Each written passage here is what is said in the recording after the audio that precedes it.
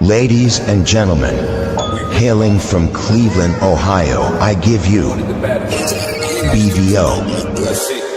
Oh, we boxing? Yeah, we boxing. I need that belt like it ain't no other option. So we punching and weaving and blocking. Defeat ain't an option. Let them know, shoot a video, put it on BVO. Let them know, every time I punch, it's a heavy blow. BVO, bound to hit like bricks cause it was set in stone. Let them know, I ain't getting body, but I'ma hit this flow. Yeah, way more than a show, this is BVO.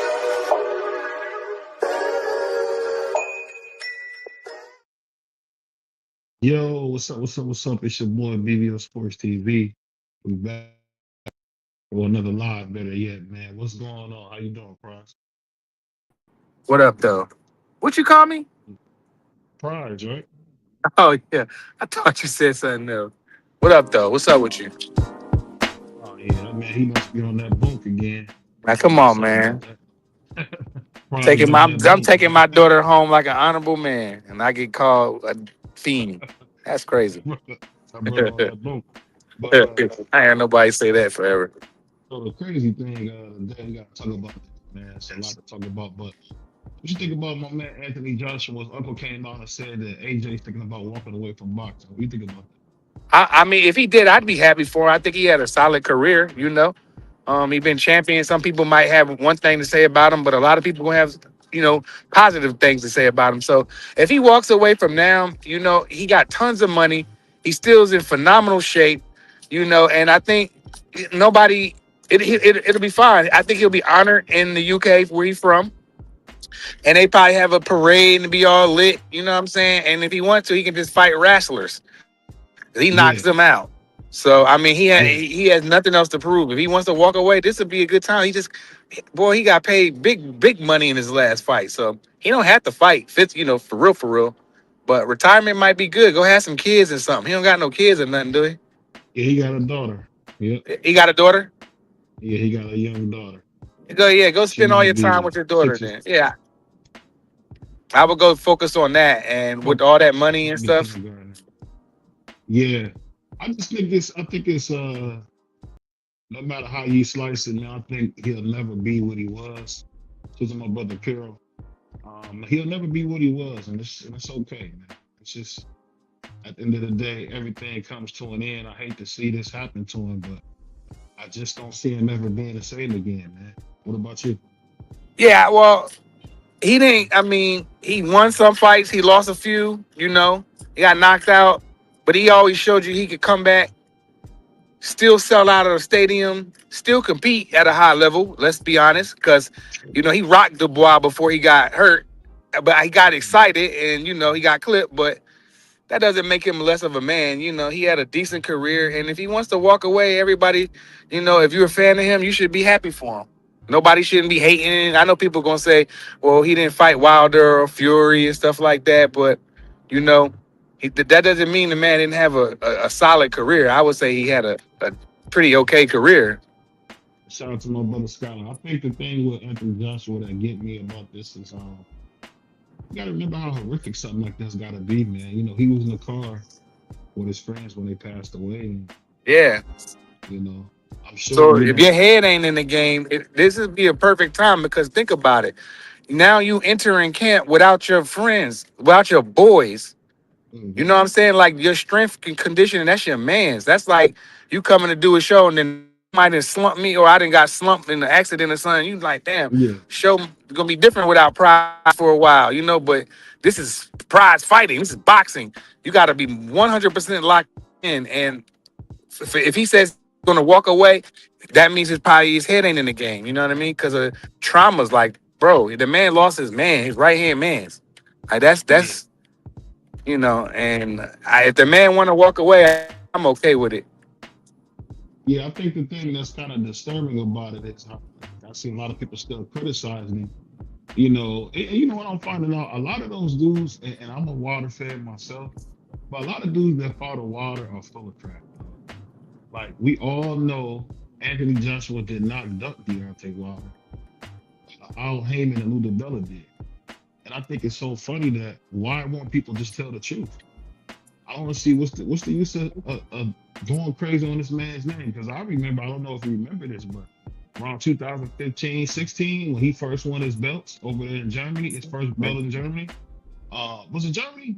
When did he win that belt? Yeah, I think it was in Germany against No, not when he won his belt, but no, when he was a contender. Remember, he used to fight on Showbox. This is when he was on Showbox, yeah. and he was becoming a contender.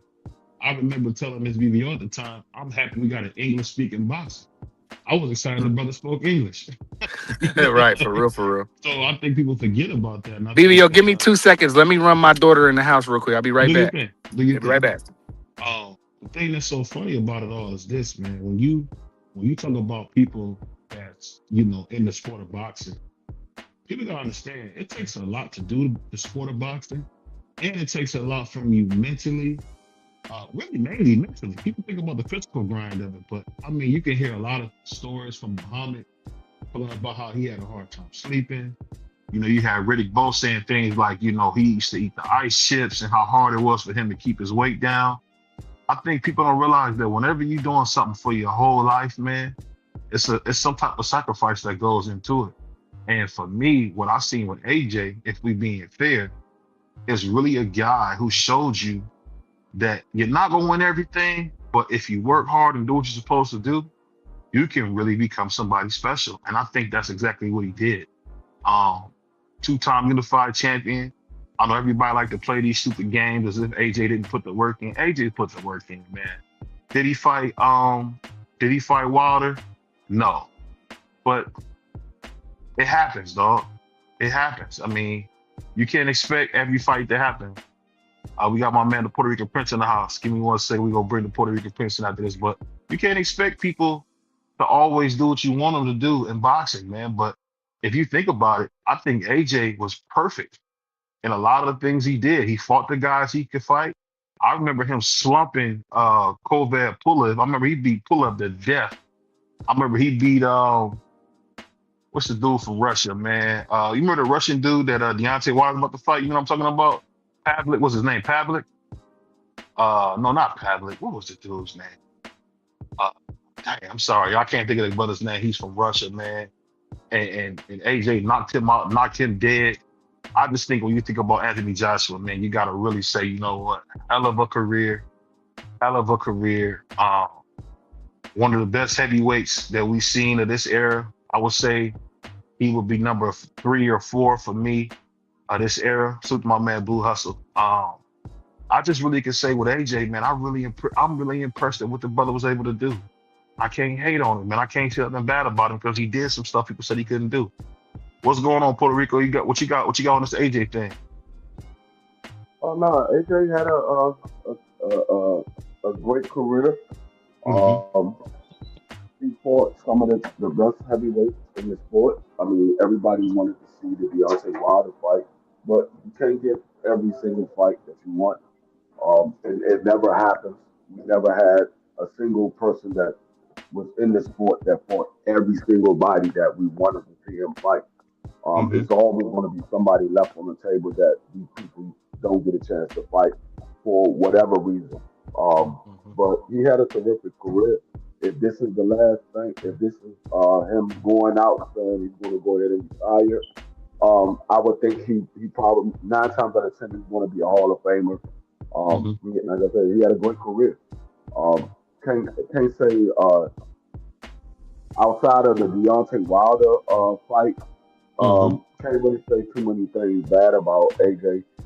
He never had any out of the ring issues or anything like that. And he fought just about everybody. It was only 2 guys that he didn't fight, and that was Wilder and Tyson Fury. Those are the only 2 guys he didn't fight. Everybody else he fought. Yeah, I definitely agree with You that. can't get mad at him, you know?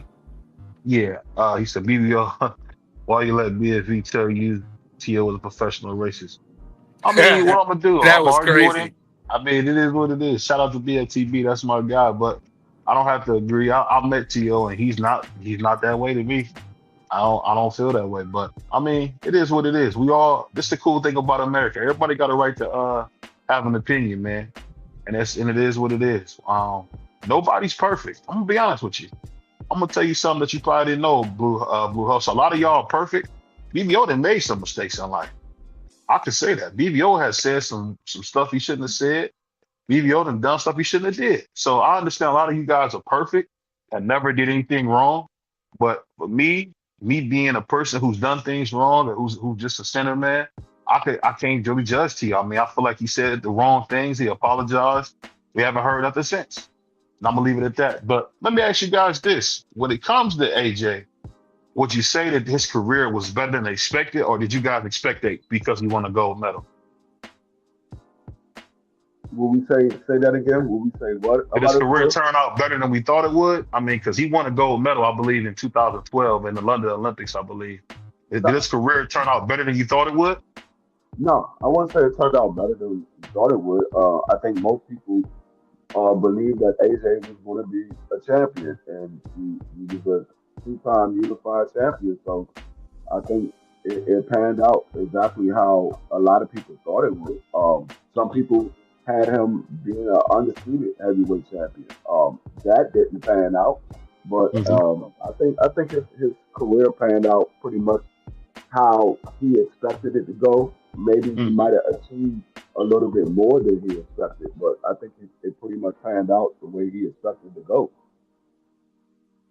I Yeah, I think he think. peaked out. I don't think. I think his career went exactly how him and his team would want it to go. Despite some of them losses, but still, just because you lost don't mean nothing. But I think his career. I mean, hell, just think about it. He got gold medal. He got child. He made tons of money. He got titles. He's a two-time champ. I mean, that sounds like an all right career to me.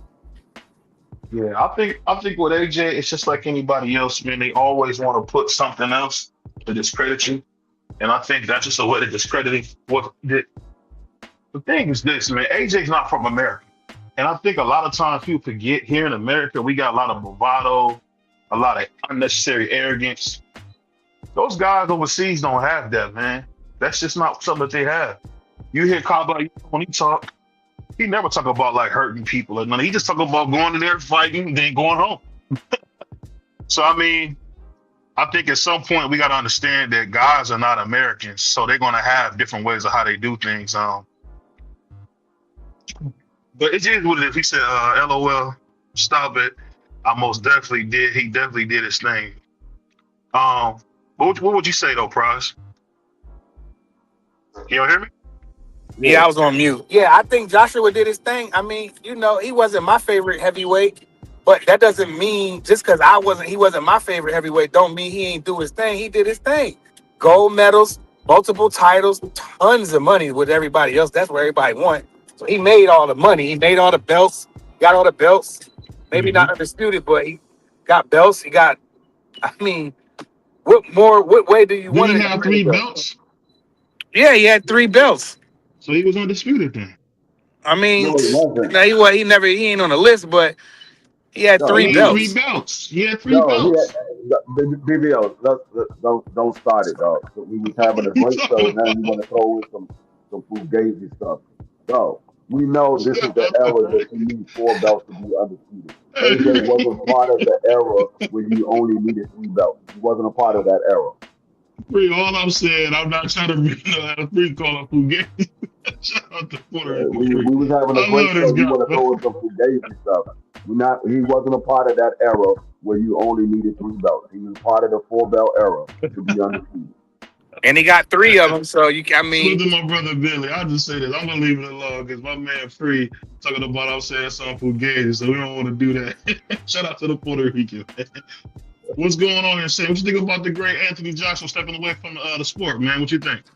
First of all, salute to all the brothers on the panel. Salute to all the brothers on the panel. Man, he just had something horrific happen to him. So if he want to step away from the sport, because from what I believe, those guys train with him. What I'm Hmm. saying, they've been training with him. But if anybody know whether you lost close friends, close homies, or whatever, it's very devastating. And for him to be in the ring right now, bro, it's dangerous for him because he's mentally not there. And if he steps away for his mental clarity and his mental health, then it's the best thing for him. Right now, we just gotta pray for him to get back better mentally. You know what I'm saying? And then the physical come next because losing homies is hard, bro. Yeah, I Especially Yeah. want to. your I want main to. mans, one of your I want to. main I want mans. to piggyback off of him. That Go was ahead. his strength and condition coach. You gotta Yeah. understand that man was always there helping AJ get ready for fight. You don't know how it's going to affect AJ when he goes to get ready for a fight and realize that man is not there. So Mm-hmm. if he needs some time away, or if he say, you know what, I can't do it no more. This is a close friend of mine. I just can't see me getting ready for a fight, and he's not there to help me get ready for a Yeah, fight. that might mess You with him gotta free. yeah, you gotta understand that because that, like I said, that guy's always been there. So it's the same thing similar to Mr. Gary Russell. It took him 3 years to come back Mm-hmm. after his father passed. He stepped away from the sport, Hmm. being in the ring. He was helping his brothers, but he couldn't physically get in the ring until 3 years Mm-hmm. later. So you don't know how it's going to affect individuals when you have somebody close to you pass away. And can I add on to that as well? Go It ahead. was the same thing with Mike Tyson and Customato. You know what I'm Hmm. saying? In that situation, we seen Mike Tyson crumble after that. You know what Yep. I'm saying? So, losing someone close to you, friend, strength and condition coach, those guys been putting the hours in, the years in, you know what I'm saying? And Wasn't that's a they boys devastating before that? blow. Insane. What wasn't they Yeah, boys? yeah, they Uh was close. They've been close since they was before the sport of boxing. right. Yeah, So that's what I'm so thinking. prayers to those brothers that passed, may God welcome them into the gates of heaven, and prayers for their families, and definitely prayers for Anthony Joshua. And Definitely prayers for AJ Anthony Joshua. Yeah. he a real nigga too by saying he gonna look after them people's families, bro. That's dope. I don't care what He none of y'all already say. was. He paid everybody's salary. He already I'm was. just saying though, but now they're not here no more, and their salary is going to continue to be paid, which is dope. Yeah, that's a blessing. But hey, I'm Yeah, still stuck on it. Hold on, y'all missed this. Right, you hear free. Shout out to Vacay made in the house, always showing love, man. Appreciate you, Vacay. yeah, AK, yeah. that's the Ricky Lake, man. I appreciate all Ricky Lake. But let me ask you this, man. Did y'all hear what Free said? Free said I'm saying something fugazi because I said the man had 3 belts. You said he was undisputed. you That was got, crazy. you got. Yeah, I said Wait, don't start wait, who no was fugazi. I undisputed? said don't start no fugazi match. We was Joshua. having a good show. Well, We was having Joshua, a Hold well, good on. show. technically, Joshua had 4 belts, but one of them people we don't recognize as being a major sanctioning belt, and that being the IBO. And I've been advocating to get the WBC out of here, making the IBO one of the sanctioning body's major titles. Yeah, I'm So all right with that. though he had 4 belts, No, he we didn't we have not. the more We not. sanctioning No. belt. No, we love the WBC here, man. That's the black belt, man. That's the belt for the brothers, man. So we're not gonna I sit I, here mean, and poop yeah, on the I you think got the you WBC. got a red lot one of. is. I mean, it's going to be hard to get rid of the WBC because it's the most prestige belt. The Mm-hmm. WBA belt is the one that's been around the longest, but the WBC is the most prestige belt. So it's going to be kind of hard getting rid of the WBC because a lot of the fighters want the WBC belt. They want that belt. Mm-hmm. Well, Yeah. free. Free. Can I ask you this though, free? Okay, so with the IBO title, guys like Manny Pacquiao had it. A lot of guys had it. Roy Anthony Jones. Joshua, Roy Jones, Triple G. They're Hmm. calling him multi-division champions, and they're counting that IBO title as an official belt when they speak on Triple G. So who's to say that maybe in a year or two it doesn't become one of the major sanctioning body titles? I'm not saying that it won't. I'm just saying to No, get rid of the WBC is going to be definitely get hard. rid of that. I'm not saying that the IBO won't become a major sanctioning body. When you Right. said I wanted to get rid of the WBC, and I wasn't speaking on getting rid of the WBC. Yeah. So let me finish it. Right. So now I believe it's the fans that stake claim to if those titles actually mean something. So if the fans start, what I'm saying, turning their head or putting or the boxers start pushing their nose up to the WBC saying, what, we're not fighting for your title. We don't even recognize it, and we recognize the IBO. Could that bring it into effect in a way to get out the WBC out of business? If I N- said that n- right. Not the I think fans. you said. I It would think you have to said be this was. it would My have to be bad. the Go ahead, fighters. free. Yeah, it would have to be the fighters. The fans don't have a say so because the fans it really doesn't matter who the sanctioning body is because they not paying the bill for the for the title. So Facts. if the fighters come together and say, you know what, we're not fighting for the WBC belt anymore, then that's how that will go away. But you're never going to get every fighter on the same accord. You're never going to get it. And see, when you listen to Insane say stuff like that, all I can say And is so this. let me ask, what's wrong with the blacks? Wow, Well, the that was blacks are always crazy. trying to bring a union, and if boxing actually unions get a union, they will stop getting messed around by these same What a mess! Wow, bodies What a man. promoters and these that was sanctioning crazy. bodies. So if they Hey need the man. union, if they need to get a union in boxing, we need to start today. Hey man, But you salute, can't man. bring that IBO belt on without taking one out. We don't need 5 of them Jones. You feel We Right. know me? We which No. don't one to need take 5 out. of them The thing Jones. is, 'Prize. Three is good. Prize. But We know which let one to me take out. Prize Yeah, first, I know right? which one to take let me out for sure. let me do this real quick, man. We got one of my favorite people, man. You know, came from one of my favorite fighters, man. One of my favorite trainers, Gary Russell Sr., man. We got Bernard Hackett in us. What's going on, man? What's going on, good brothers? How y'all doing today? Coach all right. B. Congratulations on you and Jaleel, man, being part of Hey, Zuffa Boxing, man. we Congratulations ain't, on that, man. man, we ain't with nobody yet, brother. We hope we hope we get where we gotta be one day. For sure. Yeah, we Hey, hope we. I seen the pictures, man. This dude say, "Oh, we even know." Yeah, I ain't with nobody. Hey, Yeah, if y'all, Independent Jaleel, contractor. Hey, Jaleel hey, was coach. smart. Jaleel was smiling so big, man. I thought he was Chinese, man. You talking about? hey, he might be smiling like an Asian Jack, but I ain't smiling. I I smile when it's time to smile, brother. I ain't got no problem with that. I smile when it's time to smile. I didn't But even but recognize but that he was don't smiling so hard. but don't take it the wrong way. If they give me an opportunity to smile, the way everybody know how I feel about the Turk and all the stuff they doing. I don't make it no Yeah. secret. I don't make it no secret. They doing something great for boxing. So if we wind up in the wheelhouse and we get an opportunity, damn right I'm gonna take it. I think it's the only thing is the only smart thing you can do as uh as a manager or a trainer or advisor of a young fighter in this day and age. If you Yeah. have the opportunity to get your kid on with something like that and you don't do it, you a damn fool. Mm. Coach, can I ask you a question, Coach? Well, let me do this before you do. Let me do this. Then we'll let you go. I'll ask you next and say. But we gotta ask you this because I want you to take your businessman hat off for a second, and I want you to answer a question, Coach. Now, Anthony Joshua's gonna step away from the ring.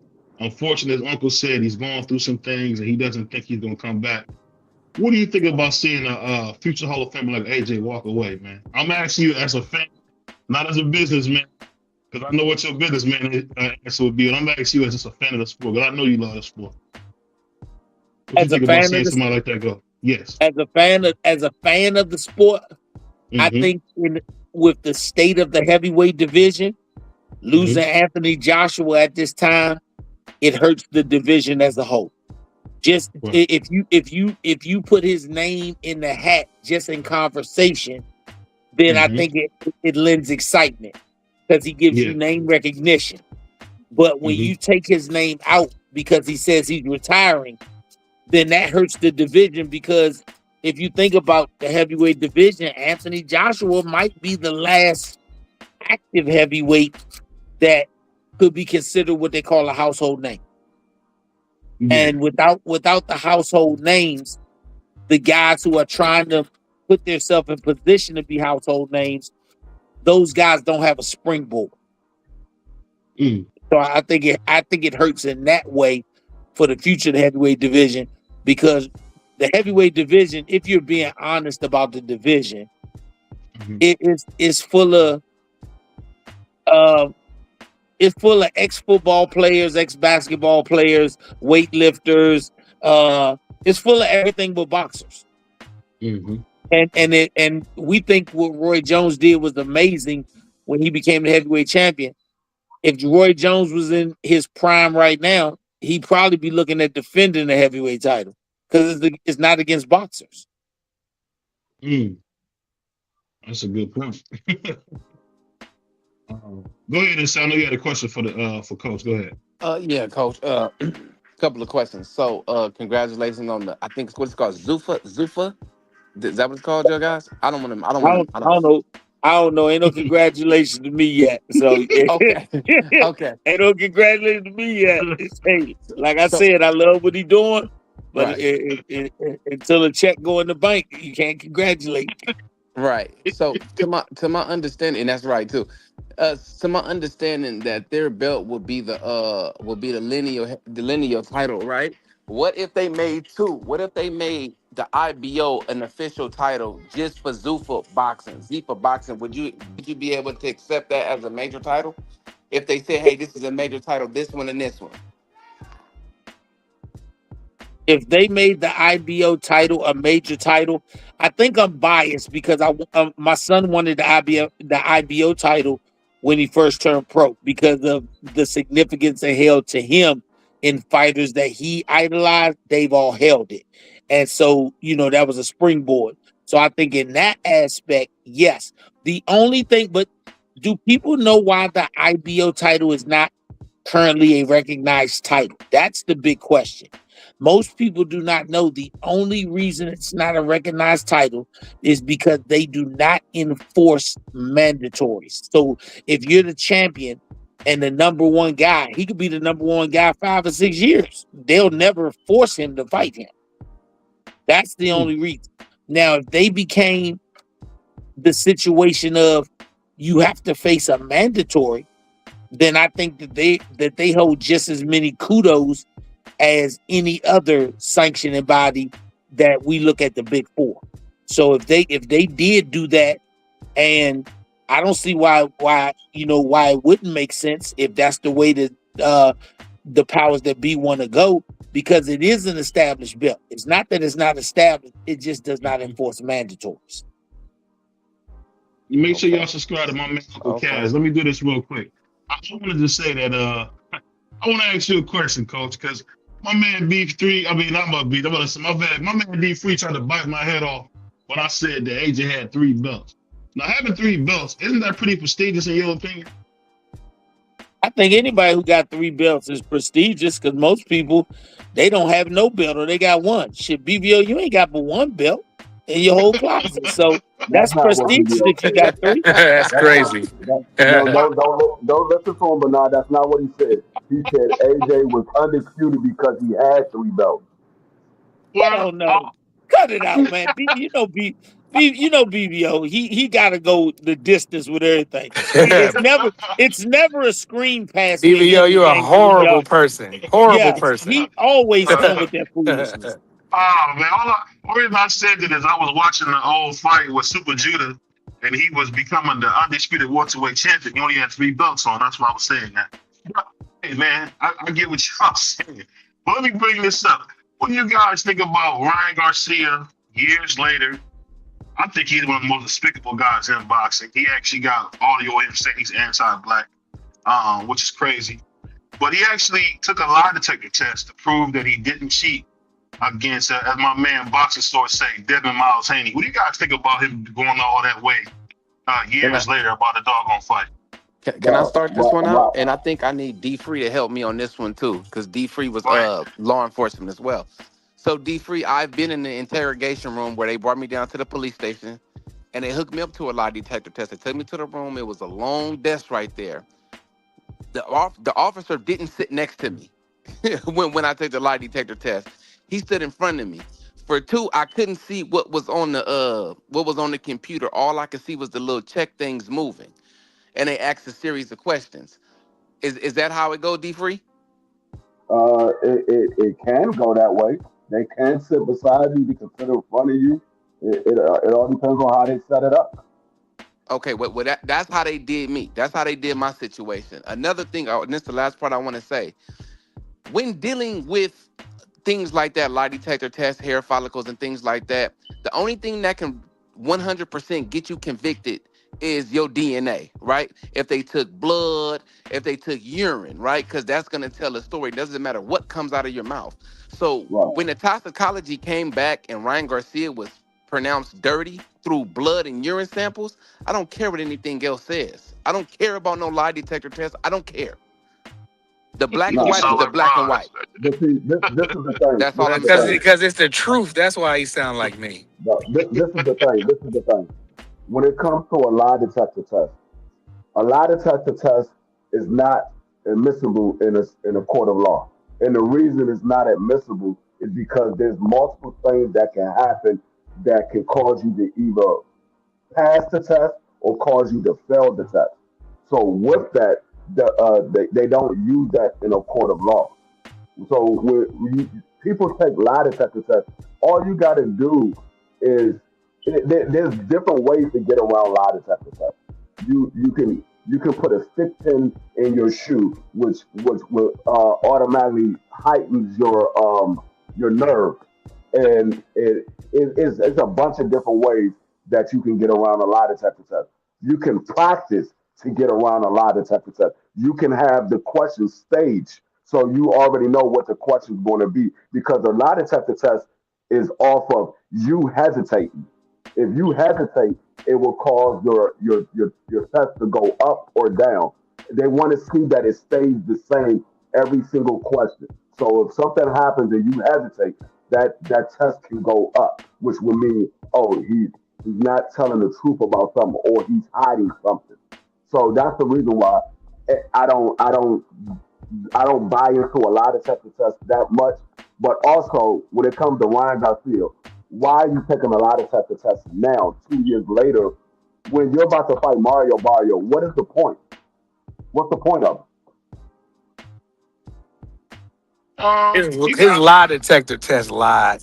I don't care you about got a none of that. you got now. I don't like Ryan at all, but you got a bunch of niggas saying that he did something that he said he didn't do. I think that's just what it is.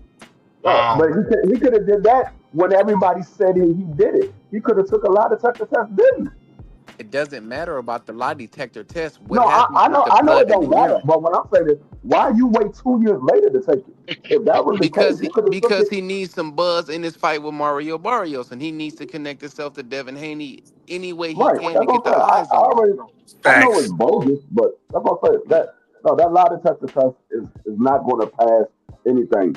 I know actual criminals who pass lie detector tests. No, actual criminals that pass lie detector tests. People And do and it all the time. and that's a fact because I sat across from one and I lied. So and I got away with it. You know what I'm saying? I knew to keep calm. I knew the first thing they asked me, hey, what's your name? I told them my name and where you live, where were you born, and I kept everything in that tone and that fluent motion right there. But the thing is, the DNA said, bro, you were dirty. That's what that look. When he got the baby results back, the baby was 99.9% his. I believe the blood. I believe the blood. I'm sorry. I don't know if nobody else agree with me, but I believe the blood in the urine. I'm sorry. I'm with you. I believe the blood, the urine, my damn self, man. I mean, it sounds like That's a fact. what they, you know what it is, man. No matter how it goes, I mean, Devin almost won, and if you think about this, man, if Devin almost won and you were steroided up, you know who gonna win the next one. I mean, it's not even a question. But my man Floyd Senior said, don't even ask the question. I mean, the thing about Devin, I think, which kind of sucks, is that he got so many people talking for him. If I could, I would just ask the champ, please, champ, speak for your damn self. I get so tired of niggas speaking for Devin Haney, man. Only thing I ever heard Devin Haney say is, whatever my dad said, I'm gonna do. I'm thinking Well, to no, myself, BVO, you're champ, wrong when you because gonna he went talk on more, dog? ESPN. He went on Pardon me? ESPN. BVO, you're wrong. He went on That ESPN. was that was nothing but media training. He didn't say nothing. What are you talking about? I've been Man, that interviewing shit boxers working for for him. 3 years, man. He's not.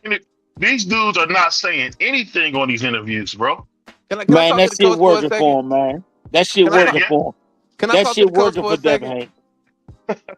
Being Coach, a mute.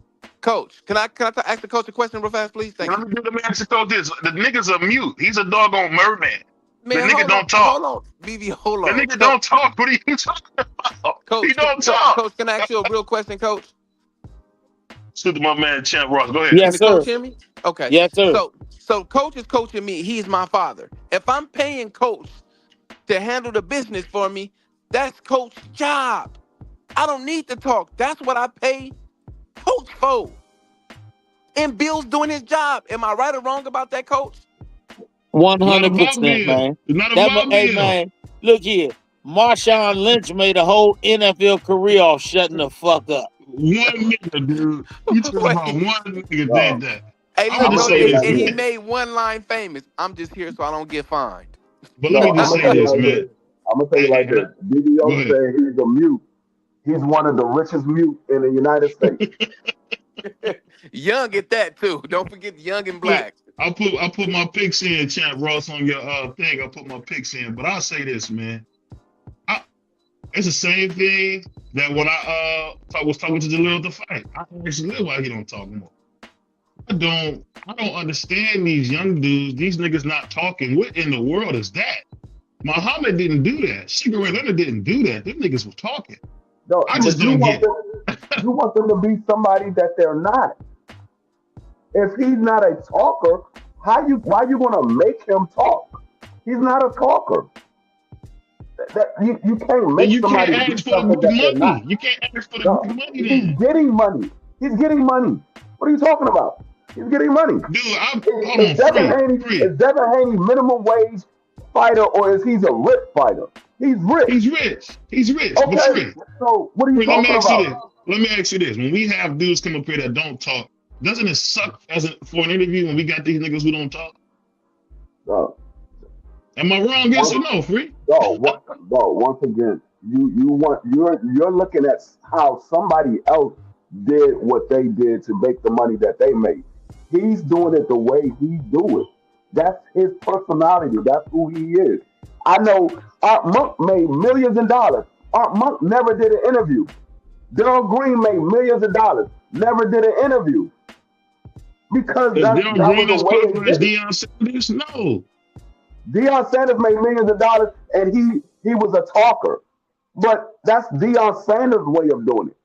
Because he did it that way doesn't mean everybody has to do it that way. Everybody doesn't have to do it that way. Some people have something that works for them. Right now, that's what worked for Devin Haney. He's been a superstar fighter. He's been getting millions of dollars for a long time. Why would he change anything? He's like, hold up, I'm getting millions of dollars doing it the way I'm doing it. What happened Why when would I? Earl Why would started I change talking? anything? What happened when Earl started talking? What happened when Tank started talking? It opens up, man. You tell Matter me of if I'm fact, wrong, coach. I'm glad you brought that up because when Tank started talking for himself, everybody kept saying, "Well, Tank you sound dumb. He said, you don't know how to talk." I ain't I'm talking about glad no you said that. nitpicking niggas. I'm I glad ain't you talking said about no that. nitpicking niggas, man. What you say to that, coach? About these niggas being mutes, man. Hold on, I the think coach. a lot of them are mutes because we in an era of we're coming out of an era where your O meant so much, and because your O meant so much, you ain't want to run your mouth and get put in a situation where you gotta fight somebody. I think this next generation of young fighters, oh, they willing to run their mouth because they want to fight. That's like me telling Jalil be quiet. Jalil ain't gonna be quiet. Whatever he feel about a fighter, he's gonna tell you. Whatever he feel about a promoter, he gonna tell you. He gonna tell you what he feel about anybody. And if you don't like it, he say, I travel all over the place and I be by myself. Yeah, See, I mean, coach, you took the you wrong. have, Hey, what they say? You took the wrong off ramp, nigga. I'm talking about boxing, man. I'm telling you right now, a dude that's a mute is not gonna make the money he should make because he's a mute, dog. And y'all can That disagree with ain't me on true. it, That ain't true. but That's not true. we talking That's not about true at all. if Devin Haney's saying something, guess what it is? A very meticulous statement. Every time I ever heard a Devin But Haney either interview, you it's been want him to say garbage. something or you don't want him to say I something or want to you hear him want him to say read a something. statement. Let the man, if he might not be a guy that articulates himself well. If he doesn't, he has a prepared statement. He might be a recluse nature guy. He could be, one of those guys that don't speak well in front of cameras, whatever his reasoning is. Or he might just be like, that's my father's lane. But Why don't whatever niggas his go to reason, school? They got but all this but money, go but to school. But let me ask you something, BBL. Let me ask you something. Yeah, How much do you talk in the course of a day? I talk a lot. And when you checked your account balance this morning, was it plus 2 million or minus 2 million? That one plus 2 million. You're So wrong. if you're giving advice to a person and they say I'm not follow my giving lead, advice. I'm you not. are. If you said Oh, if you talk more, you'll make more money. And he said, well, you said you talk all the time. How much money you got? This is a sick Negro. I'm just saying, man. dude. Devin Haney might, hey, if that's your logic, Devin Haney might look at you and say, you need to shut the fuck up. You might make So more let me money. ask, what's wrong with the blacks? That's all I can say. What's wrong with the blacks? My only thing with that is I think Devin does enough talking, and he does his talking in the ring. You know what I'm saying? He does his talking in the ring, and that's the best talking he No, can he does possibly not. do. What are you? Even if he What are did you? talk every day like Mayweather, people gonna find something wrong with him anyway. So if he Yeah, see, talks, he be damned if he do, damn if he talks, they gonna grind him up. If he don't talk, then he don't talk. Like which BVO one is wants it? BVO wants something to critique Devin Haney on. Devin Haney is already hated. You ain't got to say Oh, nothing. You already how hated, in the world do and they want to come no, see you lose, and they want to come see you win. Just keep doing your thing. It's been working. Why change it? If it's not broke, Well, don't try to fix it. if you no, ask me, Devin Haney and Shakur should be just like cigarette. Them niggas should be doing Sprite commercials, bubbly water commercials, all that. Those dudes should be doing that. That's not for everybody, though, brother. That's not for everybody. You didn't see that. Now we were too young to experience it, but you didn't see those old clips of Sugar Ray Leonard hitting the bag with the 7 Up in the sun. Come on, man, I don't stop it, remember man. that. I don't remember that. It, Yeah, maybe I'm just him and his son had a 7 Up commercial, but you got to yeah. remember, those fighters back in the day had to talk because we did not have social media and the likes. But those fighters who did Salute talk, DP. those were the ones that had access to the media. The average fighter didn't. Nowadays, people can put out their narrative the way they want. I think it's a genius play that Devin Haney is not over talking the situation. I think if you go to a retrospect situation, they may have wanted to come out with the dad was the perceived like he's perceived, and Devin is perceived like he's perceived. And if that was the case, it worked amazingly well. Now I'll tell you guys this. Now, growing up with your grandparents, rest in peace to my granny G, man. My granny used to love to watch TV Land.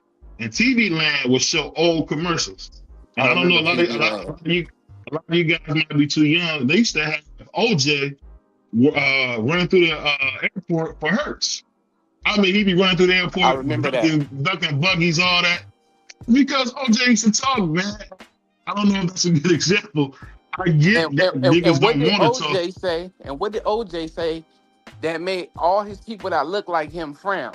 I'm not black. I'm OJ. That's a PR nightmare. And then what happened to him a couple He years from the later? LA You see projects. what What are you happened? talking about? This guy, you It just he said, I'm not black. I'm OJ. That's bad hold on, PR. hold on. Bro, let me ask you Oh, this. Let me ask you this and say the nigga that grew up in the projects in LA, you know he's from the projects. You know he's from the projects. What are you talking about? See, that's what made me laugh. People coach, try am to I wrong? say Did that man say you that, can't coach? be from the projects and sell your soul. You can't be from the projects and Hold, be a hold, son. hold, It's impossible. What you hold It's just on, say? coach. Did Did you impossible. that man say did that? you just say you can't sell your soul and be from the project? Right, like No. Jay-Z didn't? Like Jay-Z That not walking Man, that's around. crazy. half the niggas who in prison is in there because the niggas sold their soul from their neighborhood, and they all came from the projects. Cut it out. yo, BBO, you got to BBO remember, make up you got anything to say. That no, is crazy. you got guys like Kawhi Leonard who don't talk. He made millions of dollars in the NBA. No, he's horrible. He's horrible. He's He horrible for made the league. millions of He's dollars. horrible. I got an Okay, even better I'm one. glad you said he's I horrible. He made millions of dollars being horrible. free. I got an even better one. Jason Voorhees made millions. And he ain't said a word. Him or Michael Myers ain't said one word. That's crazy. They haven't said a word. Thank God Almighty. Am I Saying wrong? this to you, Coach Coach, all I say is this, man, because I see you going against brothers from the projects. You should ask yourself who taught you to hate being what God gave you. I can't say no better than Brother Malcolm, man. I don't know what made you hate black people. You just got to understand. You got some people that's going to talk, some people's not. Everybody's not going to talk. Everybody's not. Well, I'm with Insane. Devin does all this talking in the ring, so I'm with Insane on that one. No, this is a conversation Prize can't have with us because Prize man, get out of here. Man. I ain't trying to hear none of that. Shout to Chico. You can't have this I conversation. ain't trying to hear none of that. This is for us blue collar people. Now, if you from the projects, you know for a fact, dudes that they'll take somebody's life for $1,500. So if somebody would do that, you can't tell me people is selling their soul because everybody would do it in the projects. I wouldn't do it, but I know a lot of dudes who would do it for less to make it. So when I hear people say that somebody from the project or something sold their soul, it's like, that's laughable, man. Stop that, man. Y'all sound bad saying that. Somebody gonna think y'all serious, man. Yeah, you sound bad. You a wild boy. You must be stopped. Nah, y'all wild boys, man. Y'all just say whatever, man. I never realized that y'all do that, but y'all just say whatever, man. Y'all gotta remember. But no, you literally say whatever. You literally, I believe that you don't think your thoughts out. You just say whatever comes to your mind, and then we be like, BBO, what are you talking about? You be like, yeah, I didn't say that right. I didn't say that right. See, BBO, this is my thing. A person, sometimes silence says enough. Your silence says enough. And always remember, you got the right to remain silent. Anything you say can and will be used against you. Do you want to waive your rights to talk? And that's always a bad idea when you waive your rights to talk. I mean, all I say is this, man. Anytime I say something, that boy Insane brings me to the. I think can't bring me no Lord. This dude bring me to the street. He lay right in the street. All I'm trying to tell you is this. I don't understand. I live in the suburbs, sir. I don't understand. When I say the street, I mean you just take me as low as you can go. All I said is this. I think Devin will be more popular if he talked to me. And y'all can't tell me that. Y'all can't convince me that I'm wrong because I see dudes who talk just a little bit and make a ton of money. BBO, why are you worried about how much money he's making? Obviously, I'm not talking about how much money he makes. I'm just saying as far as for the sport, he should be talking. We don't have nobody like Muhammad Ali no more talking at all. What is the problem with him not talking, BBO? What is the problem with him not talking? Because he don't speak about social issues. He don't speak about anything. He just go to work and come home. I got a question for everybody on the panel. That's not good enough. That's not good enough, Free. Let me just say this one thing. I'll let you go. You can't tell me people don't respect Deontay Wilder because he speak up for black people. That's why people like Deontay Wilder. Bro. Okay, he's not Deontay Wilder. He's Devin. Don't say Free. You older than me. I'm gonna give you a perfect example. We on this YouTube platform. What works for one channel don't work for everybody else's channel. So because you do what you do on your channel, you think I can go to my channel and do the same thing that you do and it's gonna work for me? No, it's not. It works for you. The same way Deontay Wilder talking, that worked for him. He got the gift of gab. That worked for him. Devin Haney is a different type of person. Let the man be who he is. You want this man to be a talker when he's not a talker. He goes out there, he let his father handle the promotion part. He gets in the ring and fight who they say he got to fight. Supporting another black man making millions and millions of dollars, so I'm proud of you no matter what you think. So he's comfortable doing what he's doing. You talking about, he could do so much more. He could be so much bigger. He's obviously comfortable where he's at. He's comfortable. I got one for you, Free.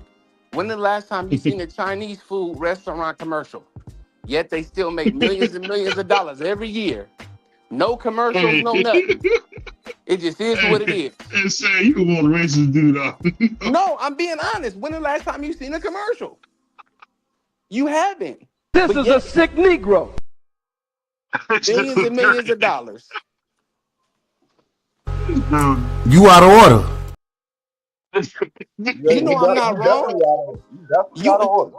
no, Yeah, you ain't definitely. gotta say. You don't have to broadcast and be all loud. Just go in there and handle your business.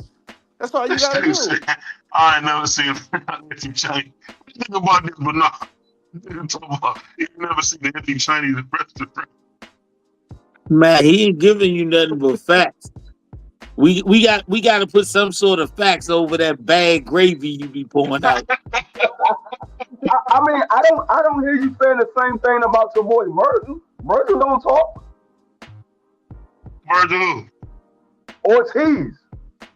He don't He do talk. talk. He No, he do talk. don't. He talks just as much as I watched Devin it on Haney talks. television the other day. No, he talks just as Bro, much you as out of Devin line Haney for talks. that. He talks just as much as Devin Haney. Whenever they have an interview, that's when he talks. He don't talk outside of that. He don't go around calling people out and say, "Oh, I want to fight this guy." I want to. He don't do none of that. He don't do what you say Wilder do. He don't. Virgil don't do that. Virgil sit back and go about his business. I get what y'all saying. I just think as a black person, you gotta have an extra element, man, to you. That's all. That's all I'm saying. That's Why all I'm saying. though? Why? And everybody else ain't gotta talk. Why? Why you putting so much pressure on the black man to talk? Why? It's gotta When he be, just man. the man just clearly said Virgil Ortiz don't talk, and yet you had nothing to say. He a Mexican. He ain't gotta talk. It's different. But a brother gotta talk though, right? They busting brothers' heads live in a living color. What are you talking Man, this about? is a sick Negro. Man, BVO ain't become a fan. BVO ain't become a fan of Jaleel till Jaleel said he was the black Mexican. So we can expect anything from him. This is a sick Negro. You know what's funny? Jaleel, she's propaganda. I like Jaleel, man. I like Jaleel. You gonna say when he became a Man, black Mexican? BVO don't like no black people. He don't like fried chicken. He don't like watermelon. He don't like Jordan tennis shoes. He don't like Levi jeans. Anything that black people like, he do not like it at all. He don't like to put starch on his dickies and none of that. Oh nah, he don't do nothing. Look, BVO don't like to put starch on him. BVO, he don't like nothing that concern. I told you he got reverse vitiligo. I keep telling y'all that. Oh, y'all crazy, man. You know what's funny? Because Jaleel did come on here and try to say I don't get a brother to shop. When I got a whole channel, I talk nothing but brothers all day, man. Y'all dudes is crazy. Yeah, you talk about brothers all day. You talk about brothers all day. Yet you got a Hispanic hitting the bag every time you show up. And it's the same one on repeat. Facts. Boy, if that ain't promotion, I don't know what it is. I asked the champ Jaleel to send me a picture of him in the bag. I ain't got nothing. If I was white, I would have been looking around. But I ain't got nothing. Shout out to my brother Mike Wright. Yeah. Did I not post it? I'm not for a video of Jaleel hitting the bag. Emilio ain't send you this video. You went and searched for it. You got it. You posted it up. Cut it out, man. Cut it out. You always trying to find a way to ease out of doing anything for the brother man, but you look out for the other man. Hey, you piece of trash. You getting out of here, you piece of trash, man. I'm about to block this bottle 1 second. We got a piece of trash. And you give us elevator music. You cold, man. You cold-blooded, man. But let me ask you this, Coach. I didn't ask you this at all, but what you think about if John, do you see him maybe promoting or something like that? Say that again? Do you guys see him promoting anything like that? Who you talking about? John Overtime? Is that what you said? Here's what he studied, a promoter. Did you say John Overtime? Anthony Joshua. Oh, no, I said, do you see Anthony Joshua being a promoter? No, he can do it. Joshua. He has the ability to do it just based simply off his global fan base. We've seen him sell tickets out, especially overseas. I think if he wanted to be a promoter, he could get into it. But I really don't see where that would benefit him or the sport of boxing when we traditionally haven't seen anybody but Oscar become a Yeah. successful promoter after leaving the ring. You know, I Mm-hmm. wouldn't do it.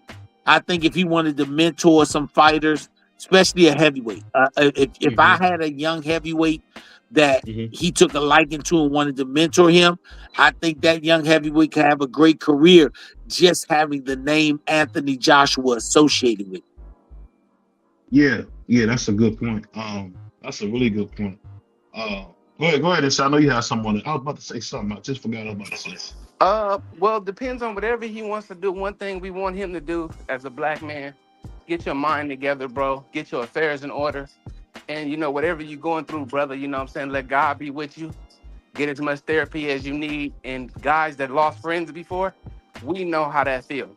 So I feel for you, brother, and I understand. 1000% I understand.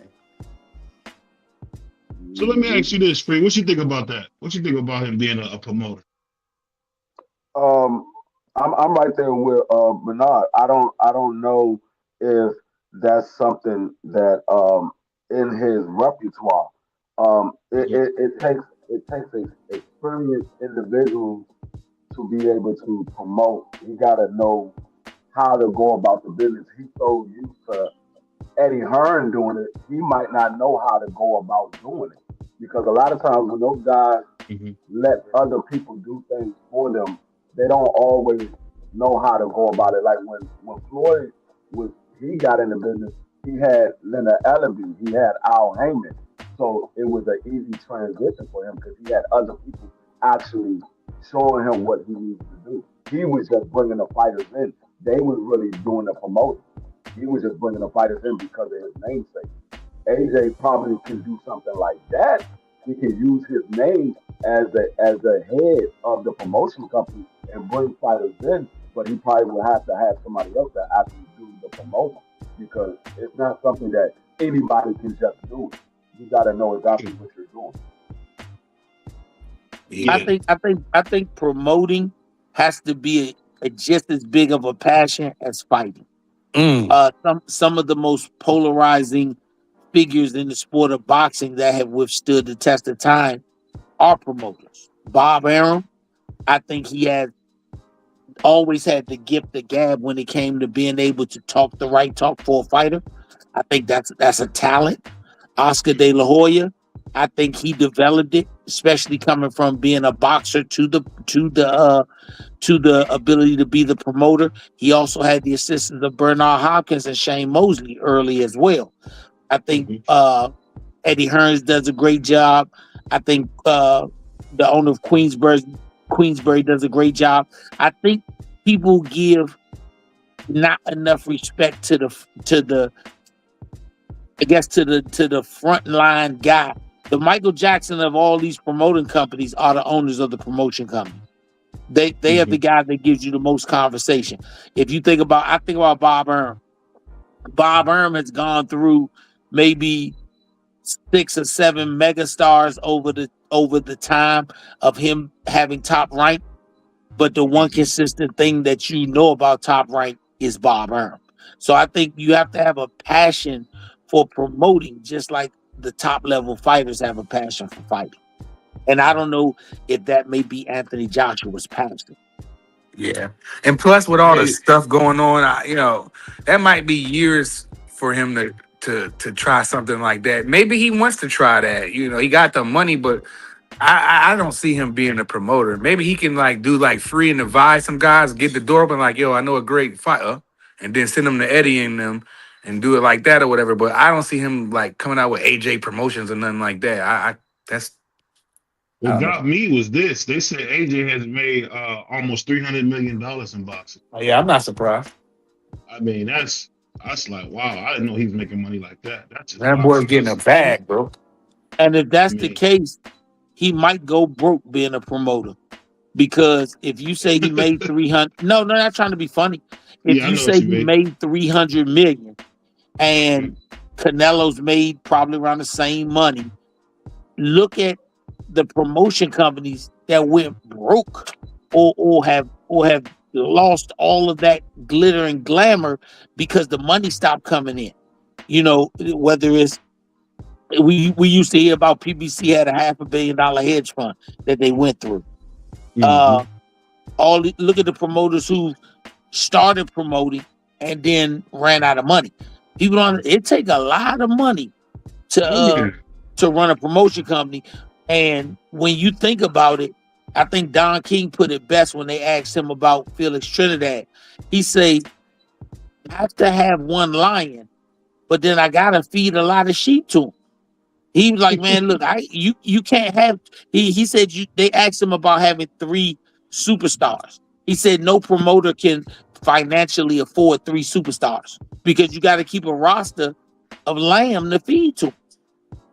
It's hard enough keeping a roster of lamb for one guy. And you talking about trying to feed 3 stars? And Yeah, that's what I he was might saying. go broke. That's what I was saying. You gotta know how to do it. It's not something that anybody can just do. You gotta have you gotta know exactly what you're doing because Bernard just said, you can go broke very quickly being a promoter because you have to pay those guys when you put them on that on your stable. You sign them to a certain amount of fights. And you say, okay, well, we want to give you this amount of money for this fight. But if that fight doesn't sell, you still got to pay them. You just lost money. That money they don't say, oh well, we're going to pay you next time because this fight didn't sell. No, those fighters still get their money. You just got to bite the bullet on that one. So it takes a lot to be a promoter. It's not just something anybody can do. If that was the case, we would be having promoters pop up out of anywhere. We ain't got promoters just popping up anywhere. You see a lot of these promotion companies, Danny Garcia, he had to start off real low budget. You see these other guys, they have to start off low budget and get other people to sponsor those fights because they don't have the money to be able to pay for those fights. Yeah. And you got to think if you got a guy like Mike Tyson, what Mike Tyson had 30 fights? During his prime he had 30 fights. Yeah, something like that. Do you know how many fights that the promotion company had to put on in order to give Mike Tyson the 30 fights? You got to remember, it ain't just feed Mike Tyson. I got to build up the other fighters that we're going to feed to him. Yeah. So in order to get the 30 opponents that you needed for Mike, you had to put on maybe at least I would say at least 200 cards, at least 200 other cards just to build guys up enough to fight him. You remember years ago, if you wasn't one of Don King's guys, you weren't gonna get a title shot. And people thought that was bad, but Don King had to feed and supply all them other dudes. Right. In order to get to that point. So what am I supposed to do business for free?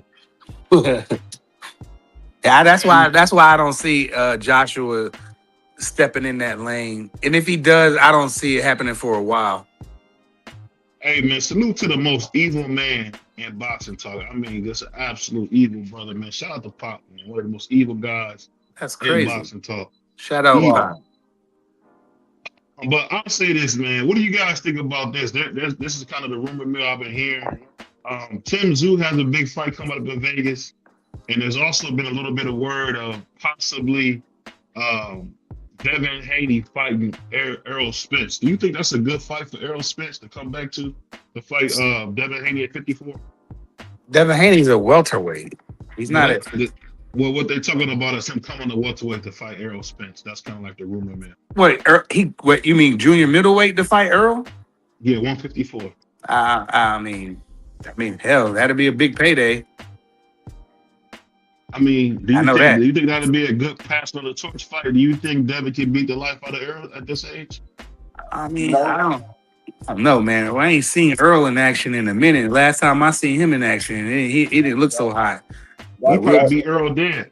That'd be a good fight for Devin. He probably beat Earl dead, man, at this point. I don't know. I mean, Earl, we already seen. You're not gonna write Earl off of a one bad performance, bro.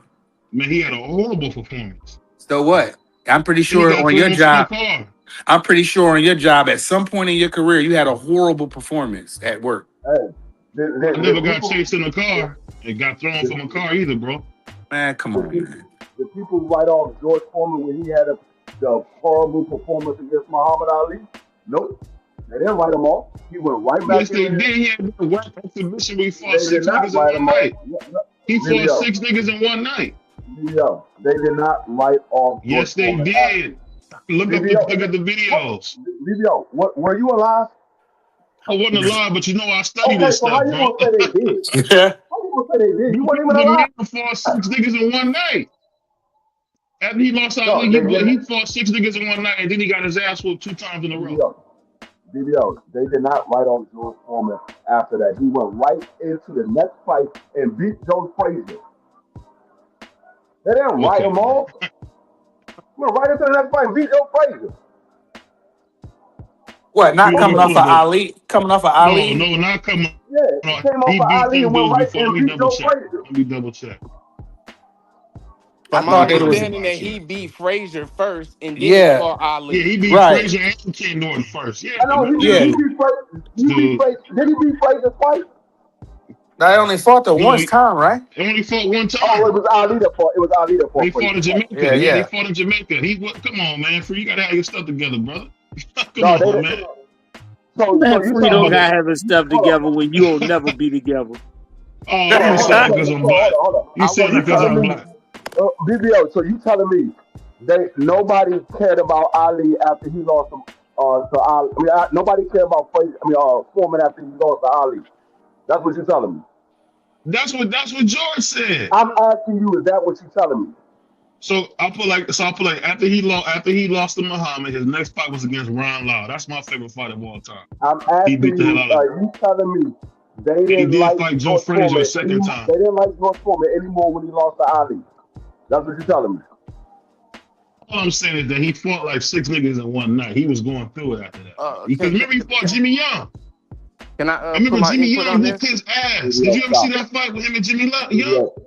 BBO, stop it. Can I He put was my like input a on this real 2-1 quick? favorite. Go ahead. I never heard Devin Haney was gonna fight Earl Spence. That's a bad fight for Earl. 1000%. That's a bad fight for Earl just because he hasn't been in the ring and he gonna be rusty. You know what I'm saying? Mhm. And I'm not saying anything about his confidence because I'm not gonna write him off. But Devin Haney is kind of riding on the high right now. And Devin's just a complete, as of right now, Devin is a mismatch for him. So Earl needs to come in and take a soft touch. I don't see Devin moving to 54. I see him still dominating 47. And we looking to fight dudes like champions that's up there right now. But as far as Earl go, I don't know about that. I ain't gonna lie to you, man. I'm looking at George Foreman's record. My God, that nigga fought some killers too. Oh my goodness. Mm-hmm. I take it back. He fought Ron Lau. You're right. He did fight Joe twice. I take that back. He did fight Joe twice. Foreman He fought knocked him out Frazier again. twice? Yeah, he fought him twice. I thought I did not he know fought him that. twice. Yeah, thought he fought him twice. remember we all know the Ron Lau fight, and then he fought the 6 niggas in one night. That's not on his box record then. Okay, I didn't know that was. That's what I'm saying. That was exhibition stuff though. That when he did that, wasn't it? I could have sworn he fought Frazier twice, but I was like, okay, maybe I'm wrong. Don't that go on your record, coach? When you fight exhibitions or no? Man, hell no. That was when real fighting had to be real fighting. That's only to today. That's only in Man, hell today's no. boxing with. That's only in today's boxing where if you fight Kermit the Frog and Miss Piggy and Grover the Grouch, that they count them as real fights. Yeah. Hey, Coach. I had called BVO earlier, man. I wanted to get in contact with you, man. If you can get at BVO a little later on after the show, I'm trying to ask you for a couple of tips. I'm trying to cut some weight and cheat. So I'm just trying to ask you for your insight on what I can do because I know you a top coach. So we trying to figure it out. I got you, good brother. Appreciate You know what a good was a good fight though. Free too was when he fought the White Muhammad, the 5'5" dude. Man, he was kicking George Foreman's ass until he wasn't no more. That was a good fight. All I'm saying is they didn't write George Foreman off when he lost to Muhammad Ali. That's all I'm saying. These guys were still back then. People wasn't getting written off after one loss. They were still behind them. They were still behind them. The thing is, Ring Magazine made it seem like he was like disgusting for taking an exhibition fight. writ off Tommy Hitman Hearns when he lost to Sugar Ray Leonard. Nobody writ off Sugar Ray Leonard when he lost to Roberto Duran. Nobody wrote those guys off. Even Roberto Duran lost to every one of the four. I mean, every one of the three other kings. He lost to every one of them. They didn't write off Roberto Duran. He was still the hands of stone Roberto Duran. Hey, do you guys know who had the longest reach in heavyweight history? I bet you guys won't guess. He fought in the 90s. Was it that 7-foot guy? The heavyweight champion. He was like 7 feet tall. He lost to the light skinned dude with braids. I don't know his name. But if you're 7 feet tall, I'm pretty sure you got a long arm wingspan. No, it wasn't him. If y'all give up, I'll tell y'all, it was Lennox Lewis. He had an 85-inch weight. That's crazy. That nigga punching from the side. Peppering people with jabs, straight right hands. Peppering dudes. Over a 7-footer? That's hard to believe. I don't know about that. I gotta check that. Yeah, you can look it up. That's just something I was reading from the night. But let me ask you this, Coach. When you look at a guy like Lennox Lewis, did Lennox beat Muhammad Ali? No. When Muhammad Ali was in his prime, he was unbeatable. Muhammad Ali in his prime was unbeatable. You talking about after the Olympics in '60, or are you talking about after something? I'm talking about all the way up until he got banned for a couple of years, and probably the first 4 or 5 years after the ban was over. He was bad, man. And you can't take none of these guys that went after him. Nah, first of all, you can't consider none of these guys better than those guys from the 70s or 80s, early 80s, because they went 15 rounds and they fought on the same day they weighed in. If you ask any of these fighters to do it today, that fight ain't going no more than 7 rounds. They probably gonna lean on each other and get on their knees like they was praying. It wouldn't be a draw.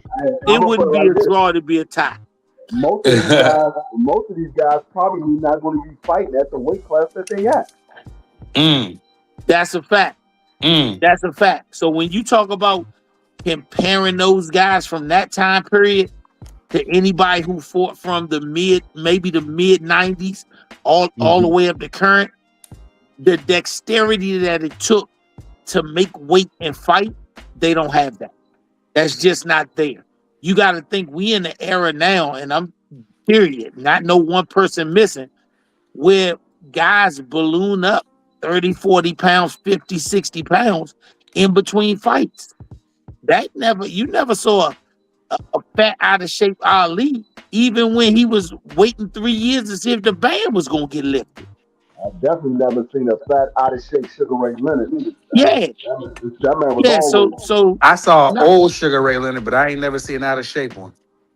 That's what I'm telling you. So these guys nowadays, if you see any of these fighters who fight now when they turn 50, yeah, but he was old, BBO. He was passing the torch. We talking about primes, man. Cut it out, BBO. Prime for prime. Sugar Ray Leonard was smoke. And Terrible Terry was my dude, and it was just a passion of the torch thing. That's all that was. That's all that was. Yeah, for sure. You talk about guys who will get in shape, weigh in the morning, and then fight that evening for 15 rounds. You can't get 10 fighters in all of boxing, no matter the weight class, that still look like they got anything left after the 12th round. So even if you put them in a fight with guys from the past, you talking about we're gonna cut it in half. So we're gonna do a round and a half, not 15, 13 and a half. They still getting stopped in the 13th round because they ain't got no gas by the time the 11th round of the fights get hit down. Well, how did they have so much? How did they have that pace like that? That's the thing that you're talking about. That the training was crazy. They ain't had no machines. Crazy pace. They had some. They didn't have machines. They didn't have machines. Calisthenics, bro. They didn't have all these powders and these Gatorade specialty drinks. They had to go outside and run on the concrete. They had to do what's called touching God's green earth. They had to do that. Mm. Another thing is to go along with that. These guys was fighting 4 or 5 times a year, so they was Mm. always in shape because they had multiple fights. Yo, do you know right now in the sport of boxing, the top guys out of all of the top guys that we know, there's only one guy that got 70 fights. There's only one Yeah, guy. yeah, Canelo. Yeah. Every back in the 80s, in the 70s, majority of the guys got 70 fights. That was nothing. To fight 70 fights, that was nothing. No, you realize Daniel Sugar Ray Robinson was 100 and I think 174 and 19 or 124 and 19. Yeah. Them boys was rumbling multiple times a month, free. They was Yeah. rumbling. I tell No, you what, though, when you look back on some of these guys, like Jack Johnson didn't have a lot of fights, Sugar Ray Leonard didn't have a lot of fights. I think it's just if you was a pick and chooser, you're not gonna have a lot of fights. Mike Tyson fought 13 times his first year in the sport of boxing. Yeah, he's Fought trying to 13 get times. ranked. Yeah, he's trying to get ranked. Can you still do that now, Coach? Can you still fight that many times if you want or no? I don't think based on the money you would see nobody do it, but you can shit. You look at some of these guys on the chitlin circuit; they fight once a month, like that's their regular job to pay rent. Mm-hmm. Yeah, Yeah. so nah, they can do it. I mean, if you go back and look at James Toney's career and Hmm. look at the year 1990 alone, in Yeah, 1990 alone, he fought 11 times. yeah. Mm. Yeah, But wasn't James that because they Toney, sort of and that wasn't the only time he had those long stretches like that where he fought like that. So he did it twice in his career. So he was an active fighter. so let me ask you Yes. this, Coach. There's a young guy, he's 21. His name is Moses Tume, and he's starting to have slow speech, it sounds like. Is that something that ever worries you when it comes to training? As worrying about one of your guys having a slow speech? Or no? I would say this. Hmm. You don't boxing don't pick you, you pick boxing. So if a guy picks boxing and he wants to be a fighter and he's giving you everything you could possibly ask for, and he's been blessed enough to get to the top of boxing or close to the top of boxing, I don't know how you tell him he can't fight. I think Mm. that the only person that tells him that is the athletic commission. It's much the same as football. Those guys take a lot of risks. You know, you've been on the football field. They basically playing on a living room floor covered with some green carpet. Uh, that's their choice. That's their choice. Some guys choose to retire early before they get those life-ending injuries. Some guys say, "I'm gonna play it till the wheels fall off." You got guys in football. I look at Lyle Zato. Lyle Zato did a interview before he passed. And he said, knowing what I know now, I wouldn't change a thing because I lived my dream. So, you know, what what you don't put on the value of a dream, somebody else does. That's why it's called their dream. Hey, you got Philip Rivers that just came back. He's 45 years old. Yeah, that was crazy work though. He was, yeah, man, that And was he, crazy. Hey, but but the, the, but you bad, got the to bad thing but about it is he played well. He didn't Yeah, yeah, he play and didn't you play got bad. to that look at bad. He why really didn't. Philip Rivers did it. Not that he played bad. He did play well. Philip Rivers was 3 months short of Hall of Fame eligibility, which he was going to get in. Yeah. But people don't know when you retire, you have your health coverage for you and your family. But the minute you become eligible for the Hall of Fame, which is 5 years after, you no longer have that health coverage. That man got 10 kids, a wife, and himself.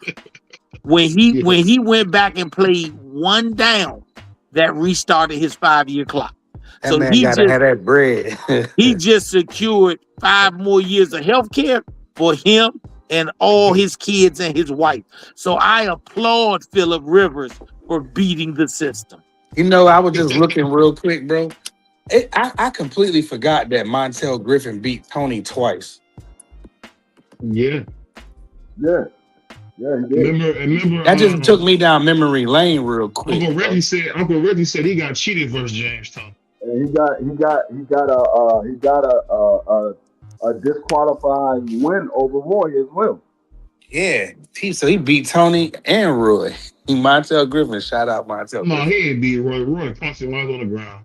Yeah, Roy didn't even hit him that hard, bro. That was whack. I mean, but Roy did. The man was on his knees, and He was.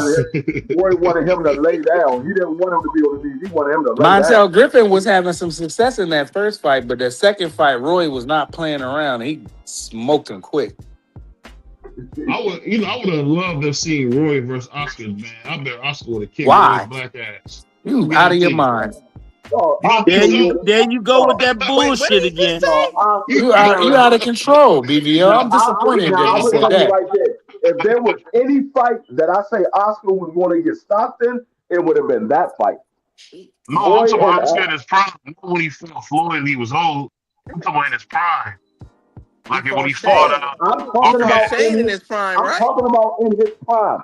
Roy versus Oscar. If there was any fight that I say Oscar was going to get stopped in, it would have been against Roy Jones with a body shot at 160. Roy would have stopped him. Wow. No. And he wouldn't have been getting hit like Bernard was in the first couple rounds. BBO, is you serious? Or are you playing with us right now? He playing, man. He just bull itching, bro. He bull itching. Nah, he ain't no dad. Nah, don't do that, sir. He ain't no dad, sir. He just trying to start trouble, bro. He ain't dead. Roy Jones would knock him out with a body shot in like 4 rounds, bro. I said Oscar De La Hoya. You gotta hear what I said. You keep believing that BBO joking, Prime. That man is dead serious. He believes that. You cold, man. You cold, man. Roy Jones would stop him with a body shot, bro. Man, Roy was whooping Bernard's ass. Did you ain't see that fight? No, he was not. He was not throwing a jab. That's why Floyd Senior was mad. He was couldn't throw a jab. Bernard was too big in there. I got a question for y'all. So I just posted something the other day where I think it was Sugar Ray told Floyd Mayweather, "I beat you like I beat your daddy." Am I right about that? Yeah. I don't know. I think because I watched some of his fights and I watched a majority of Floyd's fights. Y'all know I'm basketball first. So I'm thinking Floyd. I think Floyd can beat him. What y'all think, man? I think Floyd can. Floyd getting smoked, man. No. He getting smoked like a Virginia slam dog. They being disingenuous. I'm being, I'm basketball. Not you, insane. I'm talking about BBO and Free. They talking about like it's gonna be a blowout. Y'all tripping. Listen. I didn't say it was gonna be a blowout. I said hell no, Floyd ain't beat him. But this is what I said. We talked about this on B3 earlier. If you paid attention to Floyd. Career. The thing that gave Floyd problems, there wasn't a lot of stuff that gave Floyd problems, but the one thing that always gave Floyd problems was somebody who was faster than him. Sugar Ray Leonard had much faster hands than him, and he was quick, and he had power, and he had footwork.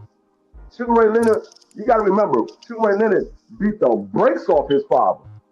And his father was the one that taught him the shoulder roll. Sugar Ray Leonard know how to get around the shoulder roll.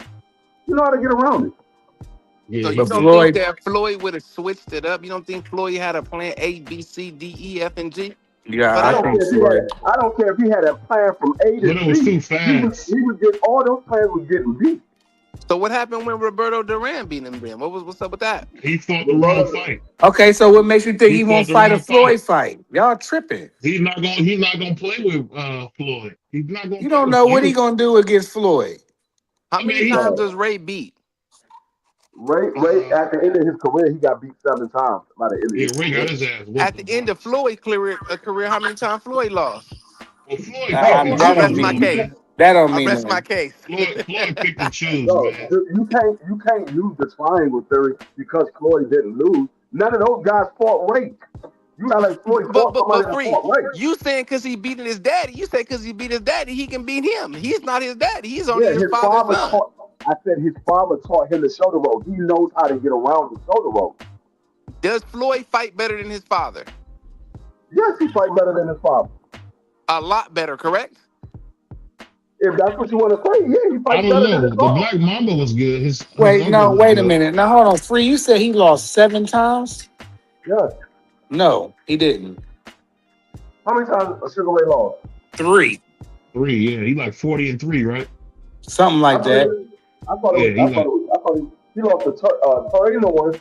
He lost to Camacho. Camacho, and Hunter then he lost Camacho had to and Bull, Well, yeah, Roberto. Well, Mayweather never lost to nobody. Roberto. Yeah, he both lost to like Mayweather Roberto. never lost to nobody. So I'm gonna only give it to. Camacho beat the Afro off of Sugar Ray Leonard, dog. You No, talking he about didn't. Hector Camacho? Yeah, he beat the Afro off of no, him, dog. no. I got He That was was introduced to that was Hector old. Camacho hold up. on That the was a Wayans young brothers. Hector Camacho and an old Sugar Ray Leonard. Yeah. That was in '97. I actually got to see that. I seen it on Uncle Al's house. No, in '97, Sugar Ray Leonard was in his 40s. Oh, he was that old? I didn't know that. I was only 7, Yes, dog. he's the same age Nah, as my you knew mother. And my, that BBL. Didn't they jump in there? Oh, no, No, he's the Didn't same Hector age. TKO or stop him? Didn't he? Or Yeah, he? yeah, no, he didn't he's the stop. He same. didn't stop him. Yeah, he did. I think he He Sugar Ray knocked him Leonard. out. Yeah, I think he TKO'd him. I think they stopped the fight somehow. They Yeah, stopped the fight. Sugar for Ray sure. Leonard is the same age as my mother and my father. They graduated school together. He was in his 40s in '97. I think he might have been 40 years old or maybe 42. I think he was like 40. He was 41 or 42.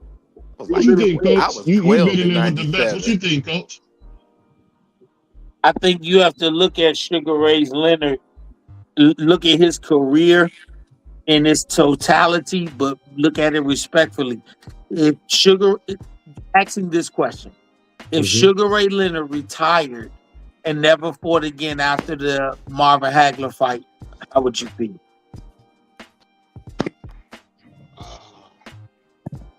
You would say he one of the greatest. To be honest. So You what we wind up doing a lot of times is we only look at people who went past their expiration date and only look at the fights when they were completely out of their prime.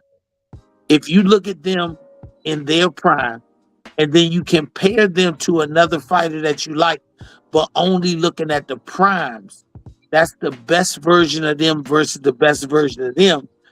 I think only then can you say those two guys I could give what salute, my Carl. experience would be. And if I saw Ray Leonard at his best and saw Floyd Mayweather at his best, because Floyd's the only one I think that could have did a 15-round fight, Yeah. then I say that fight would have been a draw. Because I ask you think this, Coach. they both brought things to the table. What do you think about that? He got beat to death in his prime. Like Durant beat the life out of him. His son was crying. I seen that fight a couple times.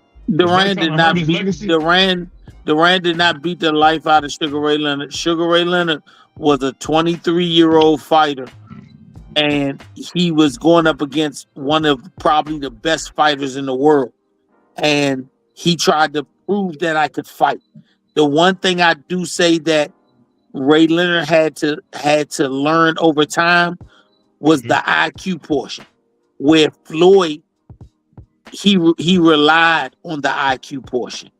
If you look at Ray Leonard in the amateurs and for the predominant part of his career, he was really based on super talent, hand speed talent. Where if you look at Floyd in the amateurs and throughout his career, Floyd was based on IQ. So if you're based on IQ, you may do things in a totally different sense. I don't think you could have tricked Floyd into standing toe to toe with anybody.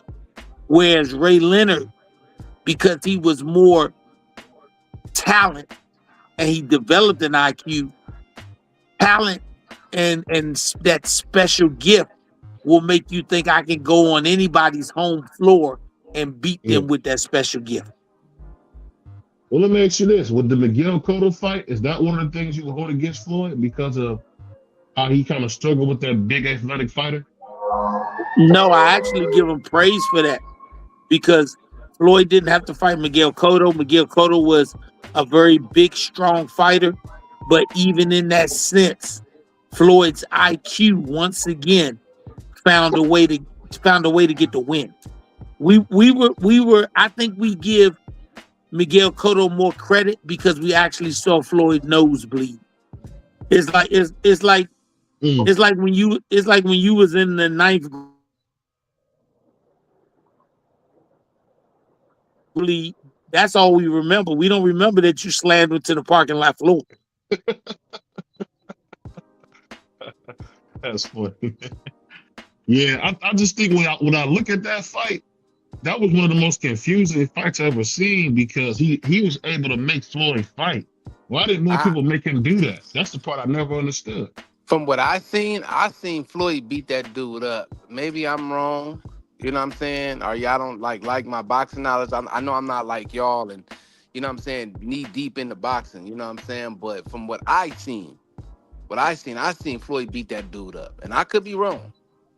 He did beat him up at the Nah, end. you seen him beat He him up. beat him up. Yeah, he beat him Yeah, he up. beat Yeah, him he up, did. but Yeah. he beat him up with IQ. He didn't beat him up with athleticism and talent. I equate Floyd Mayweather to Pernell Whitaker. And the reason I say that because neither one of those guys were physical specimens that awed you with anything. They just had an IQ and an Mhm. understanding for the squared circle that most people never attain. Even the most talented guys never attain that level of IQ. So if God would have gave either one of them physical specimen, Superman hand speed, and punching power, I don't see how anybody would have lasted 5 or 6 rounds with him. Yeah. And you know what's so funny about that fight though, Coach, and I'll ask you this too, Freak, was I just couldn't believe that Floyd couldn't get away from him. Were y'all surprised about that? Because he couldn't get away from Miguel. No, Miguel Cotto knew how to cut the ring off. That was Miguel Cotto's bread and butter. He knew how to cut the ring off, and he knew how to stay right there in front of you. That's what Miguel Cotto's whole career was about: cutting the ring off, making and beating his opponent up. So that wasn't something that was shocking. He did it to everybody. He did it to Canelo Alvarez. He did it to Manny Pacquiao. He cut the ring off and was right in front of his opponent. Right. And and a lot of times it wasn't the smart thing to do because those guys were better boxers than him. So when you right in front of a guy that's a better boxer than you, you're giving them opportunities to hit you. But that was his style of fighting. Yeah, that cutting the ring off, man, go a long way, Coach, because when I look at that fight, that's probably, and I would say maybe the Castillo fight a little bit, the first one, not the second one. Those are the only two guys I really see in Floyd's whole career who made him fight. Like, and it's like Floyd was nice, man, because when you made him fight, he didn't like that, man. He was gonna put hands on. He put hands on Cotto at the end of that fight. Can I ask Coach a question? Go ahead. Coach, what you had just said, right? So, wouldn't that describe Pretty Boy Floyd more than money? What you had said before they start talking, before they said what they said. When you Yeah, said Superman hand speed, and that's what I'm talking about. I think Floyd had very good hand speed, but you've never heard anybody at any point in Floyd's career say he had the fastest hands in boxing or consider him one of the top 3 fastest hands. Floyd had IQ, he had excellent timing, and the one thing Floyd may be the greatest fighter at doing, he stuck to the game plan of the fight. He beat you based on the game plan. He didn't care about I lose round 1, 2, or 3. He knew when it kicked in that the game plan. I think this guy taught fighters that you can beat a person with a stab jab to the body. He mastered the stab jab because he didn't want to do unnecessary moving. They say Cotto cut the ring off, yeah. But if you look at the way Floyd fought him, I looked at it as like a modified rope-a-dope. Floyd, he stole every point because Cotto never came in with the jab. He just came in like a bull in a china shop. Floyd would get 3 or 4 punches off and land all 4 of them. Then he would tie him up, walk him a little bit. Every time that Cotto came in slower as the rounds went on, he would stab him to the body. From the stab, he went upstairs. If you look at that fight, if you got two TVs or you got split screen ability on your tablet, watch that fight and watch the fight with Diego Corrales.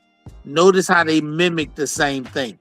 He gave you the assumption that these dudes was cutting off the ring, but they were getting beat up on the way in. And yeah, they got beat up on the way in. And you know, he didn't do a lot of shoulder rolling against Cotto either. He more so had the high guard up. And like you were saying, he was touching him to the body, and then he figured out that uppercut at the last minute. Floyd should have stopped him. I got Much one the more same as question the for the coach. Corrales fight. Yeah, I don't think Floyd Corrales. was trying to stop him. Floyd fought a little scary against Cotto. You know, No, I think he was worried didn't. about what's coming back. He got hit by Cotto. Won like 2 rounds in a row, and they made it like the biggest thing in the No, what I'm world. saying, he didn't hit him clean out after that. That's what I'm saying. Floyd, if you hit Floyd hard, he just was a magician. He made niggas not hit him again. You lost your damn mind. He didn't get no clean hits. I don't know, You you have wild. lost your entire mind. Everything was in the gloves. Cotto won round 7 and 8 clearly.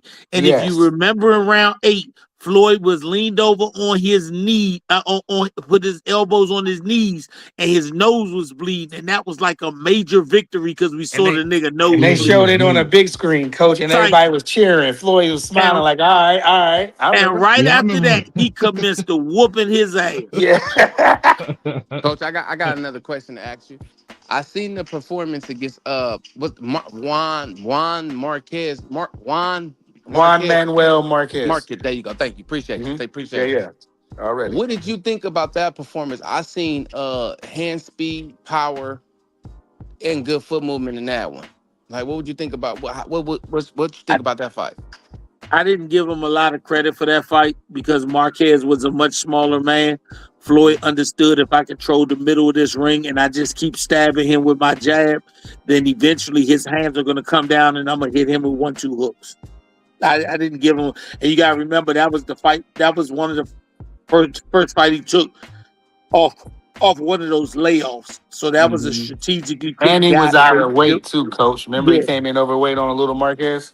Yeah, so that was one of those situations where that wasn't a great surprise to me because by then he realized even at a distance I could stab him to the body and his arms are too short to get to me. And then once I bring his arms down, he just went to commencing the 1-2 hooks and turning them. He controlled the middle of the ring. It was a great performance, don't get me wrong, but I'm like, all right, Marquez was, I don't know. Yeah, it was a great performance because he ain't missing a beat, just like you said. Marquez did. He came off on one of them long layoffs and he looked like Jim. What did Jim say? He looks better than ever. You know, remember he was sharp. Let me ask you this, coach. Just speaking of that, I know the Lil comes forward.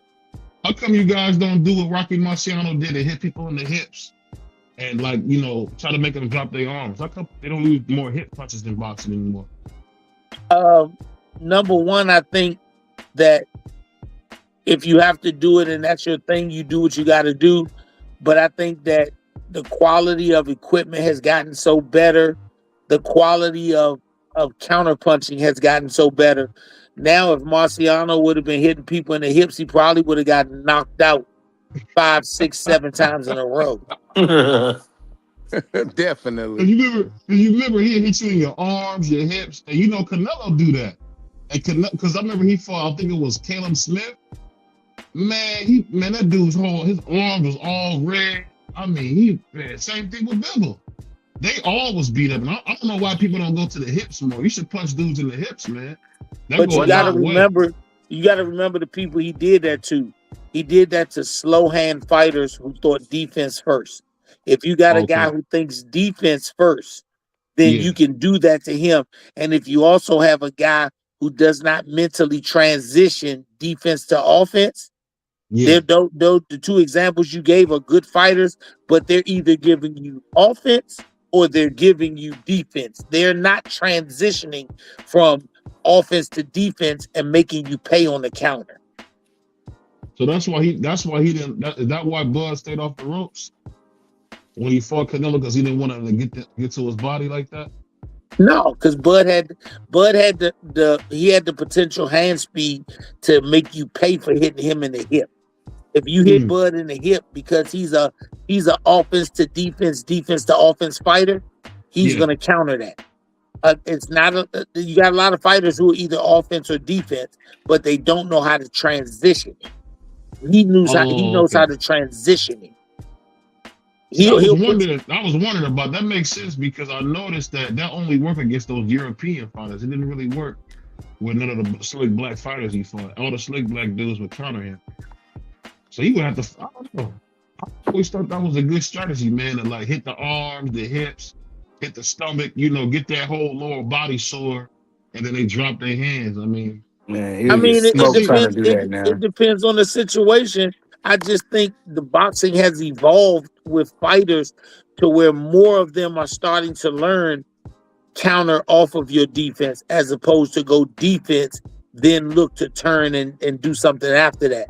A lot of yeah, these they're fighters taking are turns. countering. Yes. I So I see what you're think that saying. kind of kills that thought philosophy. And it's a lot of different things, a lot of different ways to fight. I think in the amateurs, you're either a good boxer or you're a shitty boxer. But in the pros, everything that a person successfully does is a style. That's what separates amateur boxing from pro boxing. Because you Some just guys said something some guys know that's how to master the fouls. Some guys really have mastered. I'm gonna foul you 3 times. You know it's coming, but they Bernard okay. Hopkins. understood. Andre Yeah, they Ward, yeah. understood how to get warnings. They understood how to lose a point, but they also understood how not to get disqualified.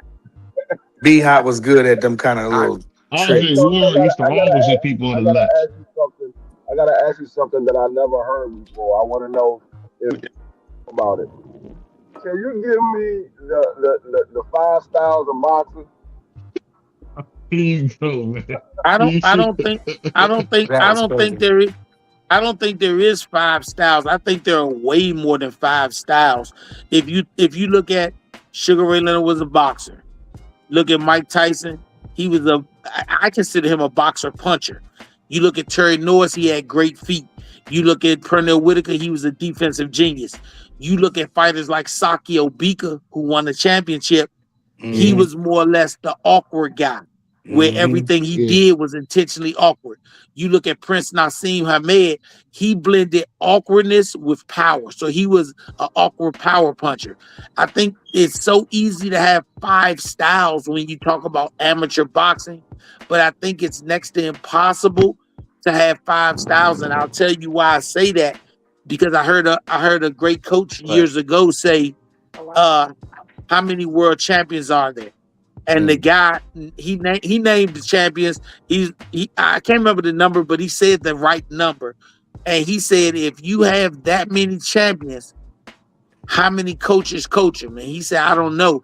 He said, think about the coaches who coach 3 or 4 world champions. That's considered a lot. So if there are 50 world champions and only 2 or 3 coaches coach 3 or 4 of them, that means we have at least 30 different styles of boxing that's successful. So if you got 30 different styles of boxing that's successful, because we look at success as the championship, then we can't limit it to 5 styles. We can limit it to everybody knows the basic punches, but the implementing of styles is very different. Man, Free said that being a jerk, man. That's Co- because oh, I got a Coach question for Hold on, Coach. let me say this real quick. You go. Coach All right. Schofield said that goofy stuff to us, man, last time, but we don't know the 5 styles of boxing. That's why Free did that. That that dude was is crazy. I was asking because he never explained what was the 5 styles. He gave us like two My or three, and that was it. my bad. You wanted the praying mantis. You wanted the motherfucking tiger style. You can go look at Kung Fu He gave us Panda like and two get or all three. 5 styles. You He can go gave to That's us like Kung two Fu crazy. or three. Panda He and get never all gave us five no styles. more. I'm like, okay, what was the 5 styles of boxing? No, I Well, never when he heard. said, well, hey, Bernard, when he said it to us, Coach Schofield tried like we was dumb because we didn't know what he was talking about. I had never Yeah. heard that in my life. well, They got I they got they got the Kung Fu Panda and they got the 5 deadly venoms. You can go watch either one of That's those. wild. That's wild. well, Coach, I got a question for you. See, Duck, what Evander up? Holyfield is my Look at my favorite man fighter. Honey Butter. Go follow He, my man what? Clarence. Who? Wait, what? That's his name, Honey Butter, man. Shout out to Nah, my man Clarence. I don't know what you Man, talking that's about. That was crazy, crazy. homie. That was That's crazy. How crazy, is that bro. crazy? No, That's crazy, it's an old man. joke. It's an old joke. Oh, all right. It's an Okay, old well, joke. Okay, me well, and this coach. thing, we ain't. Yeah, Yeah, that's still wild to me, even if it's a joke. But yeah, yeah, Right. y'all both my taking him out favorite there. my favorite fighter is Evander Holyfield, and I think like to me he's the best to ever do it. Like how Hmm. you feel about Evander?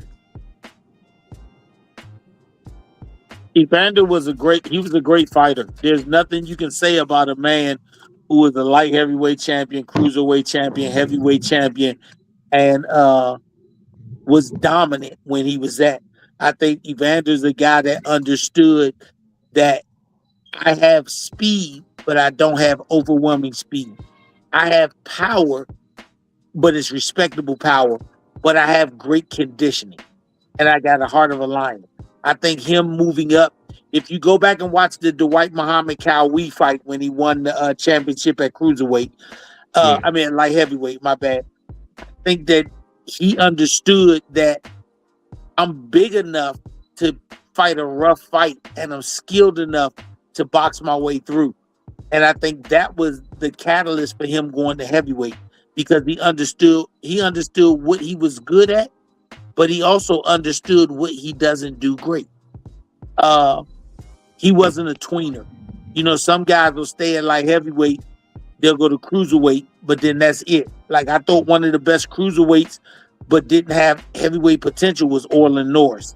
Thought he was great as a cruiserweight, but Hmm. he didn't have those elements of disguise that would have made him a potential great heavyweight. Where Evander Holyfield had that, and But I isn't think that's Evander what made him overrated great. though? Well, Huh? I guess the question I wanted to ask was, do you think that Evander? Holyfield how do you feel? Let me ask this right. How do you think Holyfield will hold up today? And is He's when Holyfield was in Oh, his he'd be a prime, flat monster. top he'll, Holyfield, he'll flat top. he'll be a heavyweight champion. Yeah. If Holyfield started his career today, I don't think he would have ever won a light heavyweight or cruiserweight title. He'd have went straight to heavyweight. I don't Just think beat he would. everybody up. Yeah, I don't think he would have. I don't. I think that group of fighters back then on that group, I think Evander would have been a heavyweight. I think Terrell Biggs would have had a better heavyweight career. Yeah. And I think they were just more. You got to remember, those guys were boxers who boxed. They weren't football players who, when football was over, they learned how to box. Yeah. So I think that was the biggest difference. Now we're getting a lot of heavyweights that were Used to former play football. wrestlers, were former bodyguards, were former bouncers. They were former something else, and they turned to boxing maybe in their 20s and some of them in their 30s. Whereas when you had the Holyfields, the Terrell Biggs, the Ready? Lennox Lewises, the Riddick When they Bows, come out the crib, yeah. they were Hmm? just boxers. And Hmm? you're not going to tell me that a guy who's been practicing his craft at the highest level will have a trouble with somebody who picked the craft up. Like Deontay Wilder, he wouldn't have beat none of them. They'd have smoked his boots because he Mm. because he Yeah. came to the game after leaving another Mhm. sport. Yeah, man. Well, Tyrell Biggs, he would smoke all these heavyweights right now.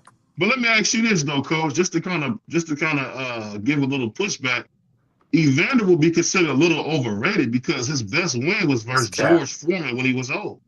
That's his That's best win not is No, true. George that Foreman. that's That not that's that's that's not that's that's not false. Yeah. that's far from true. That's Yeah, far How? from true. I That would have that's not said even Mike that's not even in Tyson. the realm of true. Right. George was the lineal champion. Uh, What are you talking about? Man. George was on his second rotation in boxing. That's number one. Number two, Dwight Muhammad Cowie was actually a very dominant light heavyweight when Evander Holyfield had to dig down to himself to beat Dwight Cowie. Uh, You mean as you a talking about as, the cruiserweight, Dwight? You talking about the yes, cruiserweight, 5'5". Okay, yes, cruiserweight. Okay, yes. yeah, I know what you're talking about. Yeah. When you look at that, he had a Hall of Fame resume before he even went to the heavyweight division. He had But fought old very George good kicked his fighters. ass too. Once again, you have to look at what makes Evander great was because Hmm. he was one of those so-called little men who was able to step up and dominate big guys at their game. You Yeah, know, that's a fact. if you wanted to stand on the inside, he had the ability to do that. And he didn't have Superman punching power, but he had great combination throwing, and he could put power behind his combination throwing. Gotta tell BBO that. George Foreman All was I'm his best. saying is, if you look at his resume, What up, Dub? who did he beat that was better than George Foreman? Nobody. Did you play in the NFL? Huh? Did you play in the NFL? Yeah. Okay. So your resume made it to the NFL, right? Right. How many people didn't make it to the NFL? A lot, but so when you consider Evander Holyfield coming from light heavyweight all the way up to heavyweight and then having a dominant reign at heavyweight, that right there alone outshadows everything you could talk about what his resume was. He did not just win a heavyweight title, he was a dominant reigning champion at heavyweight when the heavyweight division had real heavyweights. So you just said what I said, that George is his best win. Listen what I'm saying. He fought a lot of people other than George Foreman. And when you look at his totality of career, he was already good. But when he got to the heavyweight division, at a time when you had good heavyweights, he had a dominant reign at heavyweight. Can we say that when he took the butt off Buster Douglas, though? He took the butt off Buster Douglas, sorry ass. Did Buster Douglas beat Mike Tyson? He did, but Buster fought against No. Tucker. I'm gonna say what you said on this show numerous times. You don't respect guys that became undisputed by just beating one person. Evander Holyfield beat different motherfuckers. He stripped them. He went to their city, whooped their ass, and took their belt. So you're not gonna change. Yeah. You're not gonna do what you normally do and change the criteria. The man was great because he beat multiple people, and he did it on several different occasions. He didn't do it one time. Remember, he was a 3-time champion. He was. Evander Holyfield was smoke all of these heavyweights today. We seen a middleweight in James Toney handing his hat though. They don't hold him against you. You saw James Toney in his own words say, "I beat a man I respected because he was an older fighter." Once again, that was not. Stop looking at a guy's career in his decline years, but want to ignore his prime years. No, I respect what you're saying on what he was as a prime, because I mean he whooped some ass, man. Getting that beating Riddick Bowe like he did, that everybody didn't beat Riddick Bowe. People don't realize how good Riddick Bowe was. Go ahead. The difference is when James Toney beat Evander Holyfield, it wasn't the same loss as Roberto Duran beat Sugar Ray Leonard. Sugar Ray Leonard was a champion, 23-0. He was still young in the game. Holyfield was an old man on his way out the door. There's a difference. It's almost like when Bernard Hopkins got beat and got knocked out of the ring. Yeah, the dude got credit for beating Bernard Hopkins, but it wasn't the same Bernard Hopkins that was dominating for years. It wasn't that same Bernard Hopkins. It was a 49, 50 year. Okay, I see you. So y'all basically saying nobody give Larry credit for beating Muhammad when he did. Okay, I got you. No, I get what you're saying. He get credit for beating him, but he didn't beat the Holyfield that was dominant. Do you give Tyson credit for beating Larry Holmes? He gets credit for beating Larry Holmes, but he don't get the credit for beating a dominant Larry Holmes. The Larry Holmes that was in his prime, that defended. He was undefeated when he fought him, though. Right now, I was asking BVO. No, Larry was undefeated when he beat him. I mean, you got to give him credit. I think Mike beat 2 gold medalists too. I just think that Mike just couldn't. Yeah, Mike just couldn't beat Lennox, man. And Evander was cheating. Evander was cheating, bro. I don't know why. If Evander was fighting now, he fought the very best Larry Holmes or he fought the very best Evander Holyfield. No, they wasn't the very best. It was a guy that was good enough to get in the ring and fight on that 49 and night. 0. No, that was not the very best Evander Holyfield that we have ever seen. That wasn't the No, very I'm best talking about when Tyson Larry fought Holmes that we have Larry ever. Holmes. He was 49 and 0 when he fought him. Nah, So I mean, No, he let me nah, look it wasn't. up. nah. What He had was he? already lost. He had already lost to Spinks. Yeah, I Oh, thought he was Spinks like did beat him. You're right. something You're in Yeah, he right. one. already Yeah, lost. like He lost You're to right. Spinks. Spinks did beat him. My bad. My bad. Spinks years ago. Yeah, that's right. He No, did. Let me Spinks look. Let me double years check. before he lost Mike Tyson. Let me double check. Because he defended the WBC belt 13 consecutive times, and then they wanted him to fight somebody. I forgot who it was. They wanted him to fight, but he wanted to fight Spinks. And so they stripped him of the belt, and that's when he became the first IBF heavyweight champion. And he fought against Spinks. You see, his first loss. You're right. That's right. He lost to Michael Spinks back to back. Okay, that's what it was. He Yeah, lost to we Spinks told you twice. that. Okay. yeah. Stop putting bad news on fighters, man. Stop BBL. Stop putting bad news on fighters. That's why. Come on, man. You can't do that. Hey, I Oliver already knew. McCall beat Larry I had Holmes to. too. That's a BBL, good one too. I already know about Larry Holmes. I had to do that in the debate series. I had Larry Holmes. Somebody else had Lennox Lewis. I Oh yeah, already that's knew right. You about did it. have it. That would have been a good prime fight. You know who I don't think get enough Larry credit in Holmes would have boxing. punched him. Yeah, Larry, man, with that jab I don't know, man. That would have been a good fight, boy. Let It's me been ask a you good this, fight, but I coach. think Larry Holmes would have. I think Larry Holmes would have outboxed him. When you look at Ken Norton, was it the fact that Ken Norton just matched up well versus Muhammad? Because I feel like he always lost fights he shouldn't have lost, man. Did you ever feel that way about Ken Norton? I think Ken Norton was a hell of a fighter, but you got to remember, I think Ken Norton was also in an era where he was fighting great fighters. You got to think, if you look at the top 10 heavyweights from 1978. If you look at the top 10 heavyweights from 1978, I'm almost guaranteed that you'll know all 10 of them. And that's the thing right now. If you looked at the top 10 heavyweights from today, you know 3. On any given night, those guys could be the world champion. Yeah, you had Joe Frazier, George Man, Foreman.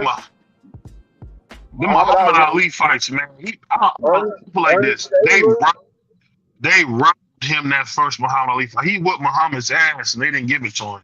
That's the crazy thing about boxing, man. It don't matter if you beat somebody. Because he beat him the next fight. They fought like back to back. And of course the third one, I mean Ali washed him out. But I just thought those first 2 fights for sure. I thought Ken had them, man. He probably went home and threw up, man. He probably went home and threw up after that, dog. He had to. After those losses, them some hard losses, man. But I love the sport of boxing, man. But one last thing before we get out of here, Coach, we gotta ask you this, man. Why is David Benavidez afraid of Ja Obata? What do you think? Man, David Benavidez ain't afraid of no damn Ja Obata. David Benavidez mess around and be afraid of killing his ass. You be giving. I mean, you be wanting to give guys kudos in the early parts of their career before they did anything over a guy who's actually been doing it at a high level for a number of years now. And I just don't understand how you call yourself an enthusiast of the sport and you get enthused about dudes who got 8 fights. And that's what I keep trying to tell you. As David Benavidez to do everything, and he's done everything you asked him to do, and you still won't get this man credit. You still won't give him credit. I can't, man. Hey, hold on. Quick. Go ahead. Real quick, I'm sorry I said the wrong year. I meant to say 1981, not 78. In 1981, these were your top 10 heavyweights. Larry Holmes, Jerry Cooney, Leon Spinks, Michael Dokes, Ken Norton, Mike Weaver, Trevor Burbick, Greg Page, James Quick Tillis, and Muhammad Ali. Every last one of them you know of, and at any point in time, any of them could have been the heavyweight champion. You can't find a top 10 list in the last 15 years where you know more than 3 or 4 of them, and you damn sure don't have a top 10 list like this where they were all Hall of Famers. Yeah, that's just really all. I'm trying to think. Can I name 10 heavyweights? Let me try. Let me try to see if I can name 10 heavyweights.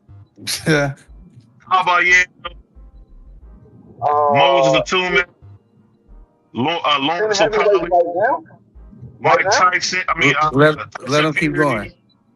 Tyson Fury, Dillian White,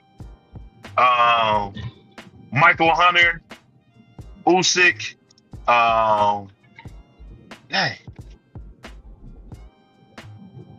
Richie Torres, Frankie Sanchez, that big black nigga that fight for Golden Boy too. I can barely name 10. Dang, that's rough. I guess you're right. I'm trying to name. Out of that list, how many would you say? How many would you say will be champions out of that list? We know Usyk is champion. We know Daniel Dubois has been champion. Mm-hmm. Who else? Caballero, I think, would be champion. Cut it out. Okay, that's one. No, you ain't seen Caballero, coach. No. Caballero's a bad nigga. Nah, he didn't ask you what you think. Realistically, how many more of those guys will be champions? I think Caballero. I think Caballero's the best heavyweight. Just Caballero and Usyk. Okay, so you talking about go back and fight the dudes from '81? They'll beat him dead. They'll beat Caballero to death. Have you seen Caballero? That's a big. I don't know what he is. That's he would go 0-10 if you put him in the top. If you put him in 1981, he's gonna go 0-10. No, he's not. He's gonna go 0-10. You don't remember Trevor Burbick? Trevor Burbick stayed getting his ass whooped. You forgot about that? Man, Burbick would beat him up. Thank you. He would get shit beat down his leg. Oh, don't let Mike Tyson fool you. No, you crazy. Burbick would have smoked him. Are you serious? You crazy. You a crazy boy. Ali, man. He tried to hurt Muhammad. I don't like him, man. I ain't gonna lie. I've always hated Trevor Burbick. I ain't like him either. I was glad when Mike knocked him out when I was a kid. He's a dirtbag. But I realistically, Trevor Burbick would whoop him, bro. Hey, you call a Bentley Put fanboy. You a cold dude. Hey, Skillet, what's going on down right side? How you feeling?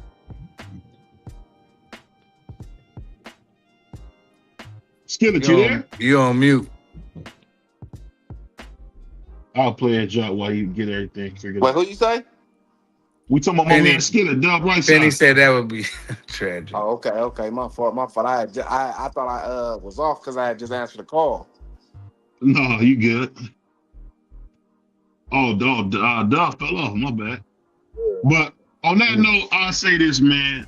Coach is a wild boy. That nigga talking about Caballero getting beat down. He would. Come on, bro. Burbick he'll mess him up good, man. Have y'all seen Caballero? That nigga's cold. Y'all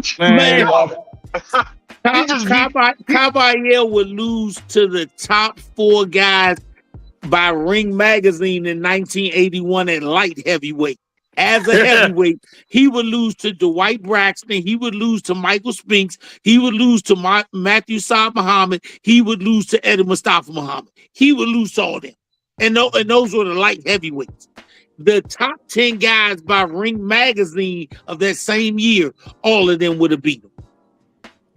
He would have lost to Larry Holmes, Mike Weaver, Jerry Cooney, Michael Dokes, Greg Page, Trevor Burbick, Leon Spinks, James Tillers, Randall Cobb, and Ronaldo Snipes. The only one he would have stood a potential chance of winning, and he still would have lost, was Randall Tex Cobb.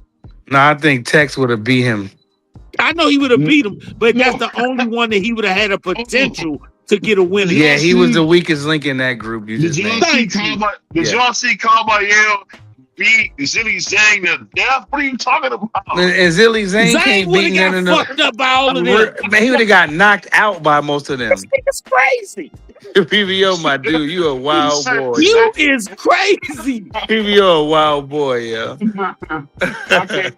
I can't hear you, man. What you saying? Hold on, I think my man Skillet having an issue. Man, yeah, you would have. Man, he would have got cooked, man. These dudes, Man, all these dudes would have never stood a chance. Like Coach said, that's a good one there. The light heavyweights would have beat most of these dudes for hey, real. I Because like like Coach, Michael man. He Spinks funny. would have boxed circles around any. You pick one of these How about heavyweights, you him? like, The nigga who go to the man, body? man. Michael Spinks would have boxed him with them high socks and the black and white high socks. Michael Spinks would have cooked him in them socks, bro. You tripping? He would have been some smoke, man. Man, you got. But I feel I don't. I don't know what boxing BVO be watching. I don't know. When I was I'm a gonna be kid, honest Michael with you. Spinks was putting whippings on people, Hey, bro. I don't think a lot of these guys can beat Mitch Green. Yeah, right. Give him man, some they would coke. beat Mitch Green dead. You crazy. You give Mr. Green a bag and he gonna go out there and get And I get don't crazy. think a knocked lot of out. these guys can beat Mitch Green. Mitch Green can box. It's just he got in there with Mike Tyson. He ain't get knocked out. No, he didn't. He got knocked out on the street, but he ain't I get can't knocked hear out. you, Doug. Can't hear you, Doug. You out of order. That's funny, man. I This don't, I dude don't think a said, lot of these guys can hang with Mitch Green. Man, these I dudes got will get smoked by any of I, them dudes, bro. I got a question. So how about this? How about Clarissa in her prime against Layla in her prime? she get knocked out. Who is she? Clarissa Shields get knocked out by Layla, bro. That's crazy. No. I don't know. Oh Layla's no, way bro. bigger. Layla's too big for her. Yeah, she is And big. she way too big for Clarissa. She'll beat the life out of I Clarissa, don't bro. know, man. I think I don't Clarissa see is. that. I I don't would know, see. man. You ever see? Now you know what it would be if Clarissa and Layla fought.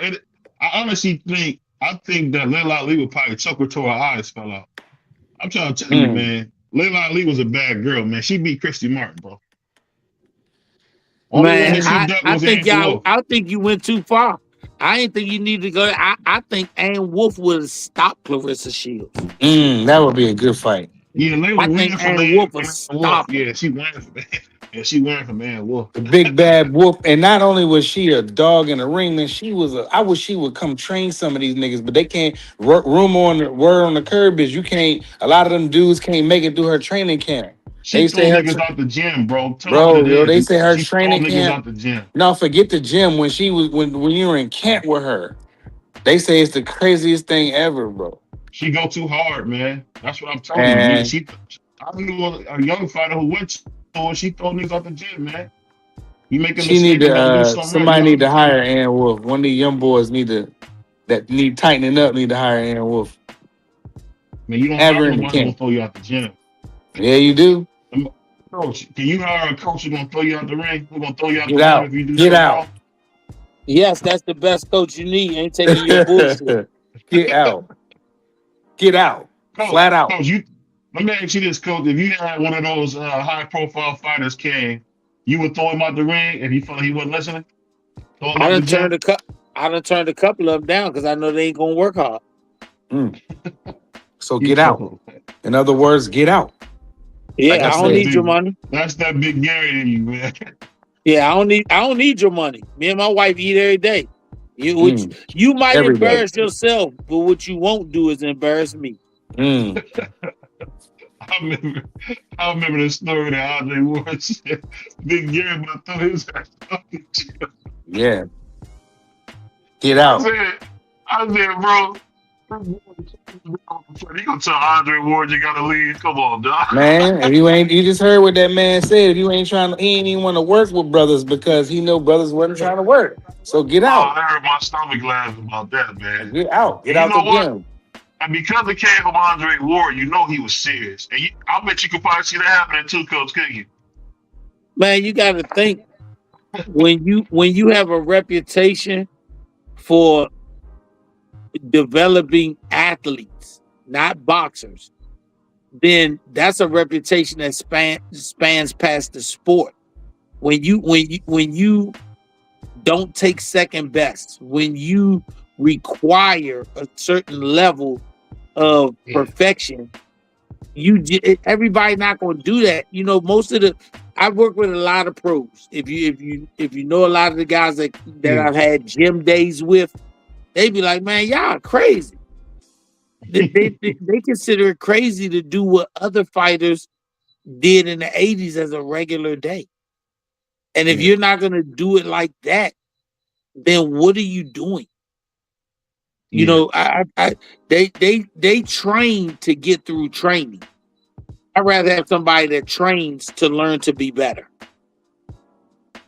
Do you do that place punchman stuff that Big Gary used to do? Same when thing. You work on punch place? Okay. You got to put that shit where it go.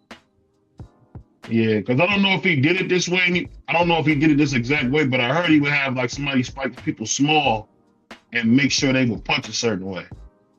You know what I'm talking about? Everything was about perfection. You could hear perfection. Boxing is like music. When a person throws a certain punch so perfect, you can hear the perfection. You don't have to see it. And you can literally say, do that again like you just did it. And if they understand what you're saying, they will try to do that. And it's not about doing it till you get it right. We never did anything in the gym till we got it right. We did everything in the gym until we couldn't do it wrong. Yeah. Hey, Dub, can you hear me? Oh, no, my man right side, he in the I don't know. Right side Dub is out of order tonight. His mic is always messed up when he first come on. He gotta. I don't remember that. Yeah. No, we can't hear you at all, Dub. Yeah, I can't hear you. Ask him is he on a two-way band radio? Dub on a CB out here. Let me ask you this real quick, Coach, before we get out of here, man, because I don't know where Dub at. My man Billy said, let me ask this to Coach. Do you think Bud's era was cut too short, or we didn't appreciate Bud before the Arrow fight? What do you think it was? Justin, can y'all hear me? There he is. Didn't appreciate Bud until the Earl fight. It's sad that the great ones never get appreciated till you don't have them. And if you think about, look at this era right here. If you take away Jake Paul and Turkey Al-Sheikh over the last 5 years, where's the great boxing at? It doesn't exist. You know, it's sad. Well, we did get Arrow versus Bud. We did get that fight, but it wasn't as good as I thought. That was a minute ago. Yeah, and if I ask you to put one penny in a jar of dimes and blindfold you and say, I bet you can't pull the penny out, that's what you just did when you brought up Earl and Bud. That was a crazy analogy. That was crazy. That's so funny, but I like that. You know, you got and I'm gonna say we had a great conversation tonight talking about fighters' primes when they fight past their primes. Yeah. Do you understand that boxing is so messed up now that guys refuse to pass the torch? Remember when every weight class, in order for a new era to start, the new guy had to dethrone the old king? We look forward to that. We used to look forward to that. Yeah, we used to look forward to that. We can't get that shit because people trying to protect O's. They trying to make sure the court get involved to keep certain shit from being certain ways. When did the young lion have to beat the old lion went out of style? Ray Leonard knew that he was going to have to pass the torch. Every great fighter, Muhammad Ali, knew it. Every one of them knew in order to ascend to the level of mythical status, you had to pass the torch. That's why we don't have great divisions no more. But it stopped. It stopped when Floyd put an end to all that passing the torch stuff. Oh, he did. Floyd didn't put an end to it. Floyd didn't put it into it. He passed it Tried to pass the Canelo? torch. Yeah, he Yeah, passed it towards the Canelo. And yeah, but he ended up smoking them, Dub. What are you talking about? yeah. We no. Floyd didn't put it into it. That didn't put it into it. Floyd put the mindset that people have in, but he didn't end what they wanted to do.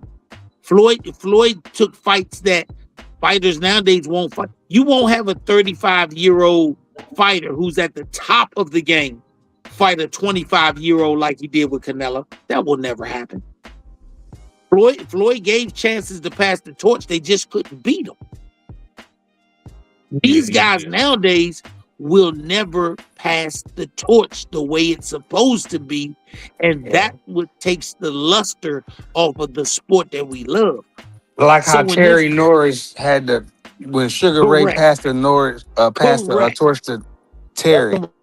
We heard Bud say it was a high risk, low reward. He didn't want to pass that torch to Boots.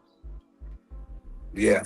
Yeah, but I don't think people know who Boots in this is. It was a good That was crazy. that he was going to lose to Boots, but if he beat Boots, he was like, I don't get a big reward out of beating him. But there's a good chance that he can beat him.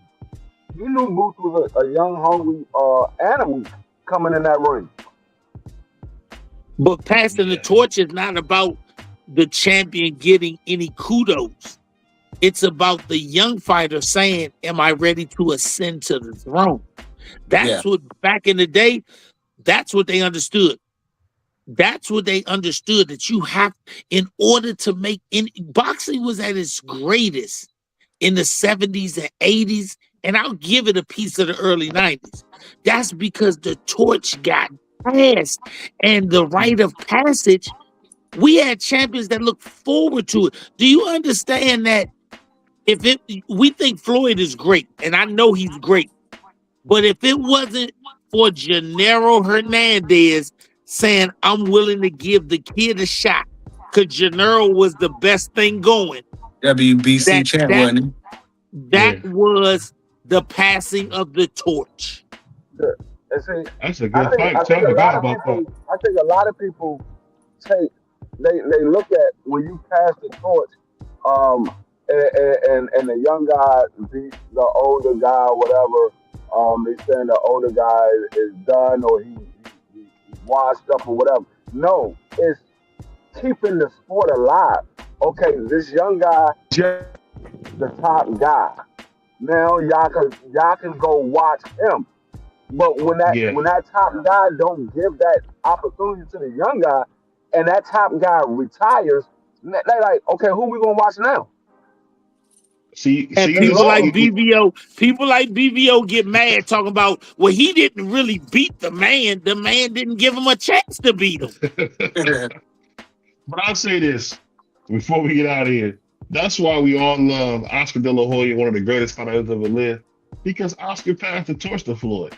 Nobody knew who Floyd was, but out of the kindness of his heart, Oscar De La Hoya gave him a shot, and now the rest is history. So shout out to Oscar for doing that for him and Manny Pacquiao. People don't never give Oscar and Bernard Hopkins, because nobody knew who the hell Bernard Hopkins was, but because of the great Oscar De La Hoya, now you know who Bernard is. So shout out to Oscar De La Hoya for doing what he did for boxing, man. Shout out to my guy. I rode with you till you said that dumb shit. That was crazy, BVO. And so let me ask, what's wrong with the blacks? Shout out to the great sombrero, man. Shout out to the great sombrero. What did I say wrong? What did I say wrong? I said that perfect. You said nobody knew the executioner, the longest reigning middleweight champion ever. Okay, I should have said that. Okay, my bad. I should have said that. Yeah, that was nasty. Or take that off. Well, he wasn't super popular. Most people knew him when he whooped on Tito. That was his breaking out for me. Yeah, that was. He did. He that was his breaking out party. Yeah, and he was a super underdog, and he bet all the money that the sponsor gave him, and he put it on. He wrote it in his back and had a sponsor on him, and he took that $100,000 and bet on himself. He made good money in that Tito fight. I ain't gonna lie, so I take that back. Everything. So just to have a point made, people knew they knew Bernard for losing to Roy Jones, but I'm just saying Oscar De La Hoya gave him some light as well. We don't got fighters doing. Canelo should have gave the Mexican Pussycat the fight. That was the right thing to do. And I think Canelo should have fought Boots too, but that's just me. I hope at some point that Canelo fights Boots. Hold on, did you say Boots? That was crazy. Yeah, you don't think he should fight Boots Ennis? Why should he fight? How did we get PVO out of control. It's called passionate choice. We talking about passionate choice. You want him to fight Jerron Bucenis, but you don't want him to fight David Benavidez. Make that make sense. I just said he should have fought David Benavidez. He just said, yeah, for sure. He should have fought David Benavidez. No, I understand. He said he should have fought him, but then when it's time for David Benavidez fight, he's like, what has he done? He ain't doing nothing. I'm speaking as a peers, man. I'm not talking about in real life because nobody knew David when he was asking Canelo for a fight. No, I'm talking about as a boxing peers, Canelo should have gave the unknown guy a shot. But why fight Jerron Bucenis when David Benavidez said he'll come down to fight Canelo? He got John Overtime work to worry about. That's the thing you got to remember. He at cruiserweight now. We're not gonna ask him to lose 50 pounds to come back to 68. Man, you out here ducking and dodging like it. PVO crazy. I don't know. What am I saying wrong? You don't like when I talk straight up. You don't like when somebody talks straight up. That's all it is. It ain't nothing but straight up. It's ducking and dodging. BBO gives you no feelings, man. Hey, you done put that sombrero on. You feel me? The one you supposed to be dancing around. You done put the sombrero on. So okay, we and I see what you're saying, Doug. I know that you go at the back. Hold on, man. You should ask yourself who taught you to hate being what God gave you. I don't know who told you to hate. That was wild. Don't nobody else pay BVO no attention. This man eat his candy with tahini on it. That is crazy. That's a clip. That's a clip. And so let me ask, what's wrong with the blacks? What's wrong with them? What a mess! I know my man Jesse Lee. I hope I can get him on the show one day. That's a funny dude right there. But like I say, I agree with most of what you said, Coach. But I might have overstated a little bit who Bernard was, but I do give Oscar credit for taking them fights, man, because he didn't have to take the fights. Man, Bernard fought everybody, bro. He bugging. Man, he had Bernard fought a lucky punch, man. And you know that. What? If we being real, Bernard got the gift of his life. He caught it with a lucky punch, man. Man, that would he set him up. Is there even a such thing as a lucky punch in boxing? I'm not sure. What are you dude, he closed his eyes and threw a liver shot and caught him. That's it. Man, no, he did. Bugging, bro. On that, yeah, it's time to go to bed. BVO. He eat his grits with black beans. Damn. Hold on, man. I gotta get off. I gotta get my doctor coat. Strike red lightning! Give power to my nigger sword! That's insane. I gotta get my nigga sword out on that, brother. We out of here, man. We're gonna be out of here, man. Shout out to the love coach, Bernard Hackett, man. You know, shout out to my man Dub Rightside, Hey, aka hold on, BVO, real quick. Hey, Coach, I gotta ask. I ain't get a chance to ask you this, Coach. Is it true? I heard a rumor today, and I'm gonna use the word rumor, that y'all are signing with TKO and what is it, Zuffa? Zuffa Boxing. Until we put a check in the bank, we still free agents. I said that when it was told to me, I said, well, let me get it from the horse's mouth, respectfully. This is a sick Negro. We only run in the Preakness and the Kentucky Derby, chat. If we ain't at Churchill Downs, we ain't fucking around. Hey, Bars. Get your hand out of my pocket! Get out of my pocket! So we're gonna get our hands up this fucking thing. But Dub, I just want to leave you with this one thing. And so let me ask, what's wrong with the blacks? That's crazy. On that note, man, make sure the Dub Rightside. Make sure y'all check out Puerto Rican Free one of the only Puerto Ricans talking football on YouTube. Shout out to my right hand man, Prize, and definitely Yeah. shout out my man Bernard. And we out here, y'all. Peace. You going live tonight, Dub? Oh, Dub ain't going live. All right, peace.